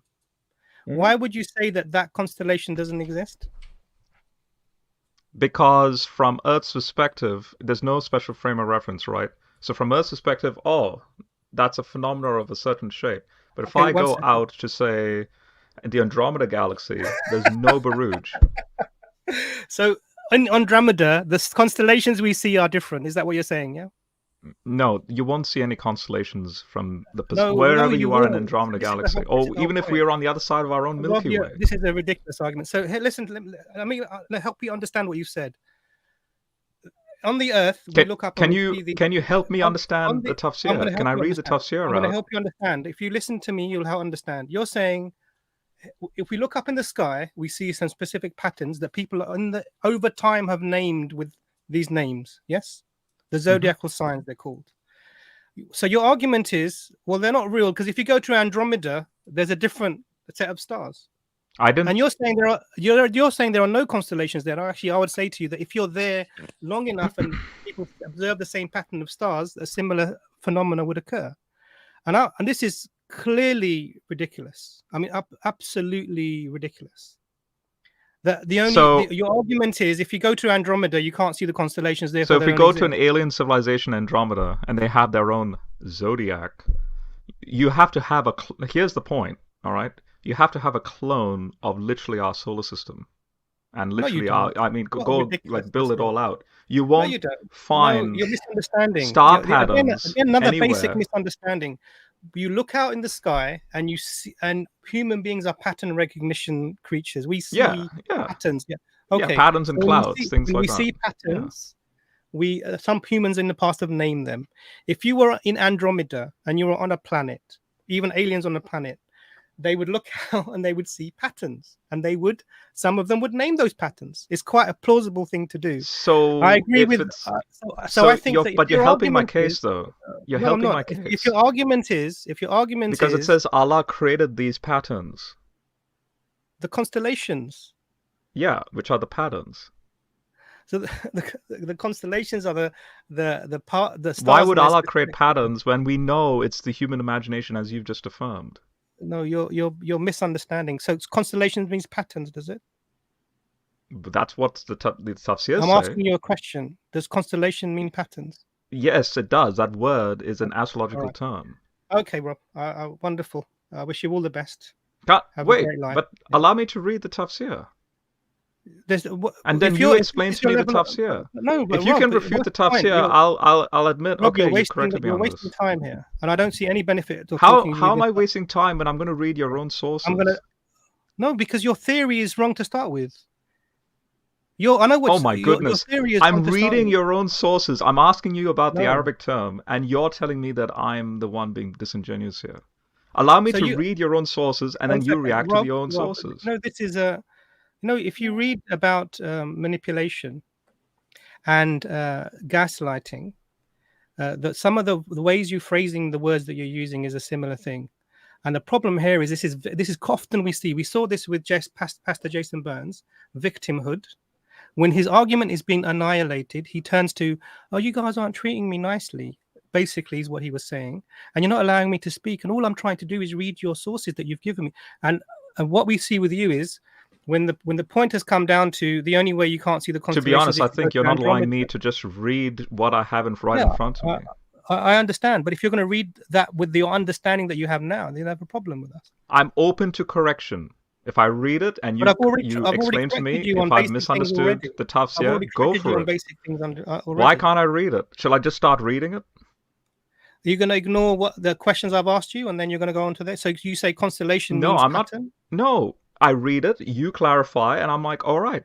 Based on your clarification, I either accept it or deny it. It's one of the two. So you're going to deny it, and you're going to, now you're psychologizing my motive. I am. I'm not psychologizing. I'm based on past behavior. I'm telling you how you're going to be. I'm being genuine here. I'm not being disingenuous. Let's test it. All right. Let's read this. So Ibn Abbas says. Tell me what surah you're reading and which tafsir, and I want tafsir Ibn Kathir because that's what you said you're going to use. So I'm using a website called. Okay, I'll link it to you right now. This is the link. This is QuranX.com for 85.1. There's it in the private chat. And here you have a whole list from Ibn Abbas, Jalalain. So Jalalain says, by the heaven of the constellations, the 12 constellations. You said. That's what you said. Yeah, it's in this link that I've just linked in the private chat. So Jalalain, if I'm reading Jalalain, he says, by the heaven of the constellations, the 12 constellations are the planets, as explained in Surah Al-Furqan 25:61. Rob, Ibn you're not hearing Kathir me. says, what? Am I coming through? You said that you were going to give me Tafsir Ibn Kathir, and you're reading other tafsirs now. It's a collection of tafsirs in this link. Jalalain is one. Ibn Abbas is another, where he says, Allah swears by the heaven which includes mansions of the stars. He swears by the heaven which has mansions between heaven and earth. So these mansions are those lofty towers that Nizam spoke about. And then Ibn Kathir says, positions of the sun and moon, which are the 12 Buruj, the sun travels through each one of these Buruj in 1 month. The moon travels through each one of these in 2 1/3 days, which makes a total of 28 positions, and it is hidden for 2 nights. Where were you reading? Ibn Kathir, like in the second paragraph. Blessed is he who, so it says, blessed is he who is placed in the heaven the Buruj, and placed within the great lamp, and the moon giving light. And then then it goes on to say what? Read the next paragraph. By the beautiful creation. the heaven holding the Buruj, the beautiful creation. Ibn Jarir chose the view that it means the positions of the sun and the moon, which are the 12 Buruj. The sun travels through each one of these Buruj. In 1 month, the moon travels through these Buruj in 2 1/3 days, which makes a total of 28 positions, and it is hidden for 2 days. Now, is this for all time? Because we know Big Bang and the Earth's formation, there's a lot that's happened in the last 4 billion years. Earth's moon formation. Oh my gosh! You know, so are you asking me the question? Earth was formed 4.5 billion years. Moon was 4.4 billion years. Are you asking me the question? Is this from before the solar system existed? Yeah, I mean, based on this explanation over here, like, when do we take into account the Buruj in regards to Allah's creation? Brother Imran, I have a question. 13 billion years. Was the Qur'an given to a people 13 billion years ago, or was it given to a people more recently? What I find here really interesting is that Rob has missed a point. And just to be clear, he did ask someone to come on and correct him. He invited that. Rob, do Muslims believe that there is a tafsir from Ibn Abbas radiallahu anh? Sorry, what? Do Muslims believe that there is a tafsir by Ibn Abbas radiallahu anh? I can't make a comment on that because I'm not familiar with that. I'm just based it on this website. What tafsir are you reading from? You claimed you were reading from. So this website collates all these commentators on all these ayahs that I've been reading from. I'm happy you could tell. I didn't ask you that question though. Well, okay, like for me, when someone tells me, hey, I'm appealing to an authority, this source is an evidence against you Muslims, I think I would do the basic research and type into Google, like you said, you asked Google earlier. If you click the link. The link is right there. Shall I give you the link?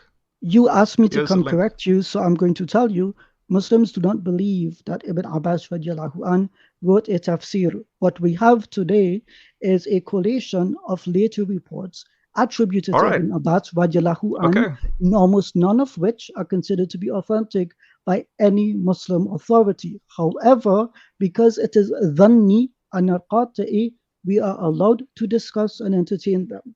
But as Muslims, we do not believe that Ibn Abbas, please let me finish my point. So when you're appealing to a source, just basically, it's a question to you now, because you asked many questions. Do you try to understand the authenticity and reliability of that source? Or is your answer going to be, well, Muslims told me this, therefore it's true? Yeah, so is this website that I'm linking, is this a non-Muslim website or is it run by Muslims?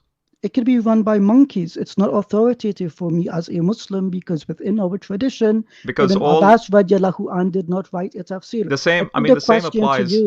I put the question to you, and please try to answer the question I asked you.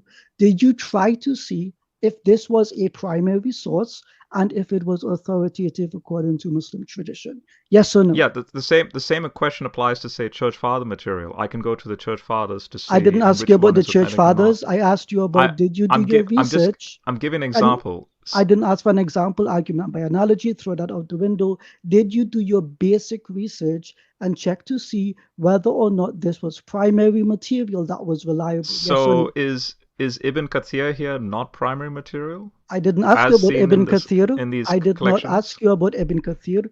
you made the claim that Ibn Abbas radiallahu anh said X, Y, and Z, and you claim to have done your research. So please answer the question I'm asking you. Please don't try to edit it. My question is not the Bible. My question one more time. Did you do your research? Yeah, I'm and try answering to you say, the question. okay, did you do your primary I'm saying research I'm to typing in authenticate this? Quran.com. Link me the relevant tafsirs according to this website's linking of those. I'm not the one going out of my way to search for all the tafsirs. I'm just interested in what the Quran says, and the own website links me to those tafsirs that speak about the 12 zodiacs. This is beautiful. So you can't do basic primary research when developing your argument. If you type it into Google and Google brings up a website, you don't have to do anything beyond that. That's what you just claimed. Did you not just claim that? You're expecting me to wade through, which I could do, by the way, and you know I will do that. Then do it. Like all these tafsirs and which one's legitimate or not. Then do it. So here's the thing. But then you need to correct the web administrator of that website for not using Ibn Abbas. I'm sorry, but I'm not an authority on the internet, right? I'm not the internet police. Maybe they exist in Australia. Well, whatever Muslims using this website, they should just cull out Ibn Abbas. But that doesn't rule out Ibn Kathir speaking about the 12 Buruj. Hold up. So you just made an incorrect claim again. Muslims define sources as being of two things, qat'i and dhanni. Dhanni sources do not need to be policed by anyone because by their nature, they are speculative and thus not authoritative. So had you come on and done your research... rule out Ibn Abbas then. I didn't interrupt you. Then rule out Ibn Abbas. What about Jalalain? Let me finish my statement. And Ibn Kathir? Again, I just said to you the difference between qat'i and dhanni. But let me finish my point. So you just said to me that you can do primary research and yet you didn't. So at what point did you do primary research? Because when I sit down and I've done this with you in front of everyone on streams, I've gone directly to the Greek and I've gone directly to the manuscripts. Which form of primary research did you do other than sitting down on Google? Go. The Quran's statements and then the links, the hyperlinks to those particular tafsirs. Who makes you an authority on what the Quran says or does not say? I don't claim to be an authority. That's why I'm coming on to ask the question.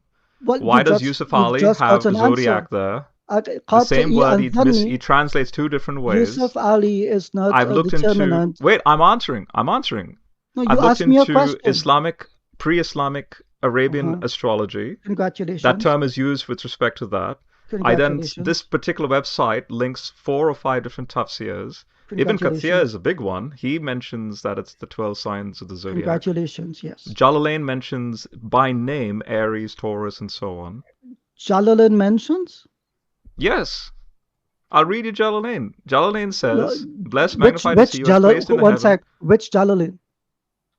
It says Jalal al-Jalalain. Okay, I don't know how that's all I'm on this website. And he's like 12 of them, Aries, Taurus, Gemini. They are the mansions for the 7 orbiting planets. Okay. There's your lofty towers language. Does someone want to tell him what Jalalain means? Because he does primary research and he can know this. Do you not know what Jalalain means? What's Jalalain? The 2 Jalals. Okay, so how does me not knowing about Jalalain discount my question about this with respect to the ayah? Because you're an appealing to an authority that you don't understand and which is not qat'i. If you had come to me and you've said, Ijaz, here's a primary source which is qat'i for you Muslims. Then which tafsir would be a primary source then? No tafsir is qat'i for any Muslim unless it adheres to the ijma of the companions. And we would find that in the form of dhahib and your interpretation of the Qur'an. And we know it's the ijma of the companions that astrology is haram. And one who consults an astrologist, their salah is invalid for a minimum of 40 days. And in fact, within the Sharia, the punishment for this, the ta'zir punishment, is to get lashed. And the difference between Islam and Christianity is, while we can prove this within Islamic tradition that it's forbidden, we know that, like you said, and you accepted in the Gospels, you find the 3 magicians from the East following a star to find Jesus. That is what I would consider astrology. I'm fine with that, by the way. You're fine with astrology in the Bible? Yeah. Astrology. Yes. Not astronomy. Don't change the word later on. You're fine with astrology. Yes, I'm fine with astrology in the Bible. Yes. Why are you fine with paganism in the Bible? But I'm not. I don't worship it, or I don't use it, or neither did the biblical authors. Yes, but they it's did. utilized. Well, actually, I would correct you here, because you made the argument earlier to Dr. Imran.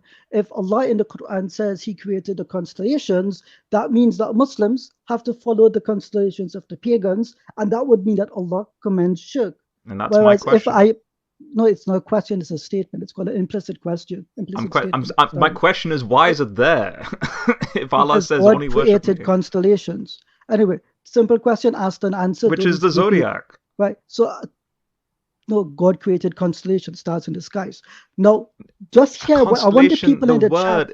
The origin of the word means patterns in the night sky. That's what a constellation is. Not stars in the sky. What? If you said the globular cluster or the local group, those are more technical astronomical terms, not constellation. Yeah, let me just check my 7th Arabic dictionary. Globular what again? Globular what? The globular cluster or the local group. Yeah, who uses that in the 7th or a century nebula. CE? Who uses that in the 7th century CE? But that's my point. There's only astrology happening. There's no astronomy happening. You've taken nomenclature. You've taken the nomenclature and you've confused it with belief systems, and that's a basic error in your understanding. And it is highlighted by the fact that you made the claim that if you're in Andromeda, you don't see the same constellations. And then is Ibn Kathir wrong then? Like if you're discounting all these other. And when you came to the tafsir of Ibn Kathir, your argument against it doesn't mention any of the things that you've mentioned about astrology or anything like that. The argument you mentioned about the 28 days of a month, which is zodiacal. The argument that you mentioned was that were the constellations there at the Big 13 Bang? billion years ago, I think is what he... I mean, that's the intellectual level of the argument that you're bringing. But so the why constellation. Why is this a problem for us when he admits and accepts that yes, in the Bible he accepts that there's astrology used there? It's not a problem for him. And by the way, you've said you've come to ask us Muslims, and we've told you no, you're wrong. So I would argue asked and answered. Now the question turns on to you. Why do you think astrology is okay in the Bible? I think it's okay in the Bible for a number of reasons. You have the larger ancient Near East who are astrological. They do worship the sun, moon, and stars. You have statements in the Torah, like Deuteronomy 4:19, that speaks about don't look up to the entire array of the night sky, don't worship the sun, moon, and stars, the signs, and so on. Oh, and don't worship the what? The sun, moon, and stars. Does the Quran say that? The entire array of the night sky. That's Deuteronomy 4:19. Does the Quran say that, Dr. Imran? I wonder. Okay, but continue. Yeah, so the Bible came first with it, but here's where it gets interesting. In Psalm 19 verse 4, it says that the line goes throughout the entire world, and this is the ecliptic in ancient geocentrical understandings of the night sky. The line is where the sun travels, like it's an imaginary line. So the psalmist, who's David, is saying that the sun follows this line, and all of creation then speaks knowledge and wisdom through this process of where we interpret the night sky. Is now, interpreting by the time the you night have sky Daniel, astrology? I'm coming to the Magi. So by the time you have Daniel, so Daniel wants to, and as a polemic with respect to Babylon, so Daniel and Ezekiel are sort of contemporaneous. So when Ezekiel speaks about the wheels within wheels, and the eyes that cover the living creatures' bodies, the eyes there is literally, if you look at the Ugaritic equivalent of the Hebrew, it's literally stars. And the living creatures with the four faces, so the four cardinal directions, so it's the stars that cover the constellation bodies of, the 12 signs of the zodiac as a wheel. That's why wheel within wheel. So the polemic is Yahweh is enthroned, not Marduk, but Yahweh is enthroned above the cycles of time. So then Daniel gives prophecies with respect to when the timing of Messiah will come, the 490 years. And then those Magi who, in their own religion, worship Jupiter as the king planet. Well, Jupiter's in retrograde motion in 3 BC, and by December 2 BC, they come to Jerusalem. And it's based, so the irony here is through astrology, the Magi are interpreting the signs as a king in Israel is going to arise. They don't have the Hebrew scriptures, so they have to rely on Herod, and scholars make the connections between the Magi and Herod. And then Herod goes to the Jews to say, hey, in the scriptures, is this the case? And sure enough, they bring the scriptures. So the Magi following Jupiter, God is sovereign over this whole situation. And Paul in Romans 10 says, yeah, people without the Bible, this is 10:18, people without the Bible are able to come to an understanding of the gospel even without the Bible. And By the Magi following are the a case in stars. point. Yeah. So the stars are a form of guidance for humanity, and we should follow the That stars. Yahweh is able to sovereignly work through, yes. So do you often check, like whether you're Aquarius or Gemini, do you check for guidance there? No, I don't need to. But let's say you don't have the Bible, would that be okay? Would I be able to open up like the Daily Sunday, the Daily Express, the Potentially. Telegraph? Yeah, potentially God could work through that. Okay, and we should take that as authoritative? This is known as, like in Acts 17, Paul makes the same argument with respect to the Greek philosophers on Mars Hill, to the unknown God. Like God is near to each one of us, and he is able to reach and accommodate in his al-haq in some way through those means. It doesn't mean he has to. No, first you need to read this boxed text, and only then will he get to the truth. God is not intimidated by that. He's big enough to work through whatever means necessary. But I have the scripture now, and I don't need to rely on the zodiac like the But Magi. if you didn't have the scripture, the zodiac is fine for guidance. And that in that point in time for the Magi, yeah. No, like today, like let's say I can't read, I don't know words, hypothetically, would I just be able to look up in the sky and get guidance that way?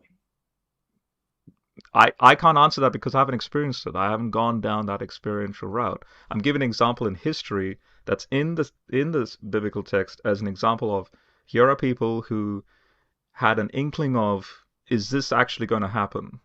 And sure enough, it did happen. So the interpretation was correct. So then you don't need the experience. Like you have the text in the Bible saying, yeah, this is a valid process by which God can give you signs. So you don't need the experience. What you've just argued is, yeah, sure, the sky can give you signs, right? Yeah, I mean, for example, Imran just argued a moment ago that if Allah created the Buruj, well, it comes about through a providential means for then people to make up whatever shapes they want, right? My question is, at what period in Big Bang history were the Buruj created as well, if Allah was indeed the guy behind it? So like, did it start right at the Big Bang, or did it come... Look how easily this is answered, Rob. Dr. Imran, did you mean by that statement that God legitimizes and authorizes for us astrology? Of course not. Okay, thank you. So, Rob, that would be wrong. So, Rob, now you said... It says, blessed be he who's made the Buruj. You said Imran gave the why say blessed Rob, be he? You just said, Rob, that Imran is the one who explains what he said. I asked him, and he said no. So I think he's the authority on what he said. I remember first. I think I've done my.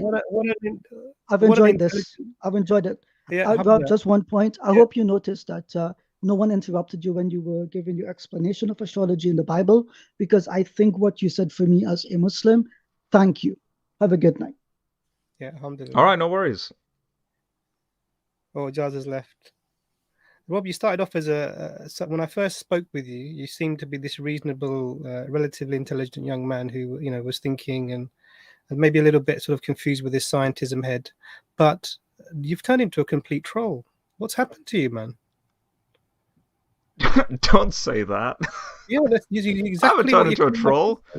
If you and I met in real life, I'm happy to have biryani with you, for example. So since I know you are Indian, I can have biryani with trolls anytime, no problem. The question is, you're asking me the question: is the constellations in the sky around the time of the Big Bang or later? I mean, come on, man. No. Seriously. In that ayah, is it just a generic statement not related to time, like blessed be he who's made the Buruj? Who's going to observe it? Who are the people observing? Are they human beings or non-existing things? Yes. So but Allah pre-exists humans, right? How long has human beings been on the planet? 200,000 years, give or take. Yeah, so it's relevant. The relevance is only for those people who are seeing these things. Come on, I mean, this is like basic stuff. I don't even understand. But then, so Rob, thank you. It's been lovely talking to you. I think it's been longer than maybe deserving, but I wish you all the best. And I know you admitted astrology is okay for Christians to use if they don't have access to the Bible. I hope you realize that. I'm not saying that. No, I'm not saying that. Okay, well, I think review what you said to it does. Be careful with the terminology. God can accommodate. If you don't have access to the Bible, you said it's okay as a mechanism to use it. According to the way God can reach people, that the Bible has room for that. So this is known as redemptive analogies. I wish you all the best, Rob. You take care. All right. Thank you. Okay, I mean, I don't often say this, but that was, I think, a complete waste of time. Really, I mean, it's beyond nuts. It is beyond nuts. Imran, why don't you summarize what we've gone through the stream, and then Nazam, please, you have the last word because you've hardly said anything. Imran.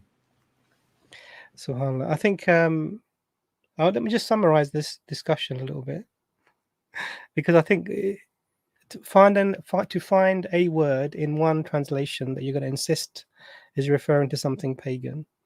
Not being able to find another word where place where the word is used differently, and to say, look, this person is using this. Then going to tafsir, which mentions the way people describe these patterns in the sky, and to say that therefore you hold that belief system. And then go to tafsir and say, are these constellations, were they there in the beginning of time, or at the Big Bang or later? If you were in Andromeda, you wouldn't see these constellations. This is the level of argument that we're getting, subhanAllah. And I do agree with Jenny Buffum that it's almost attention-seeking and troll-like, which I tried to explain. But anyway, that aside, Jazakallah khair, apologies for arriving late, and Jazakallah khair everyone for attending the stream. And I agree with the time limit some people are suggesting, and we might adhere to that. Anything good is from Allah, and any errors and mistakes are from ourselves and Shaitan. Allah forgive our shortcomings. We really appreciate your support. We're definitely going to try to advertise the streams a lot earlier, so you have notification. And the streams are open to anyone, especially the open forum. So whether you're Christian, atheist, Guardiani, whatever you are, you're welcome to have an interaction and a discussion. Jazakallah to my two panelists, Brother Abbas and Brother Nazam. It's always great to have you, Nazam. We didn't get to share some of your great knowledge today as much as usual, but inshallah next time. No worries. I had no knowledge on the subjects that came up, so Alhamdulillah. I was just learning as I went along. So Alhamdulillah. I'll hand over to you, brothers. Just remember us all in your du'as, and make dua for all our families and the mods. Please remember them as well, who help out a lot and controlling the chat. Assalamu alaikum, brothers and sisters. Nazam, you're supposed to complete the stream, Nazam. Are we still live? Yes. Are we still on? Are we still live? It was nice to see Brother Ijaz. I haven't seen him in a long time. And also, it was nice to meet Howard and Louisa. Last time they came on, I wasn't able to come on, unfortunately. And also, Mahesh, thank you. And also to Jason Burns, sorry I missed you. I might catch up with you at Speaker's Corner.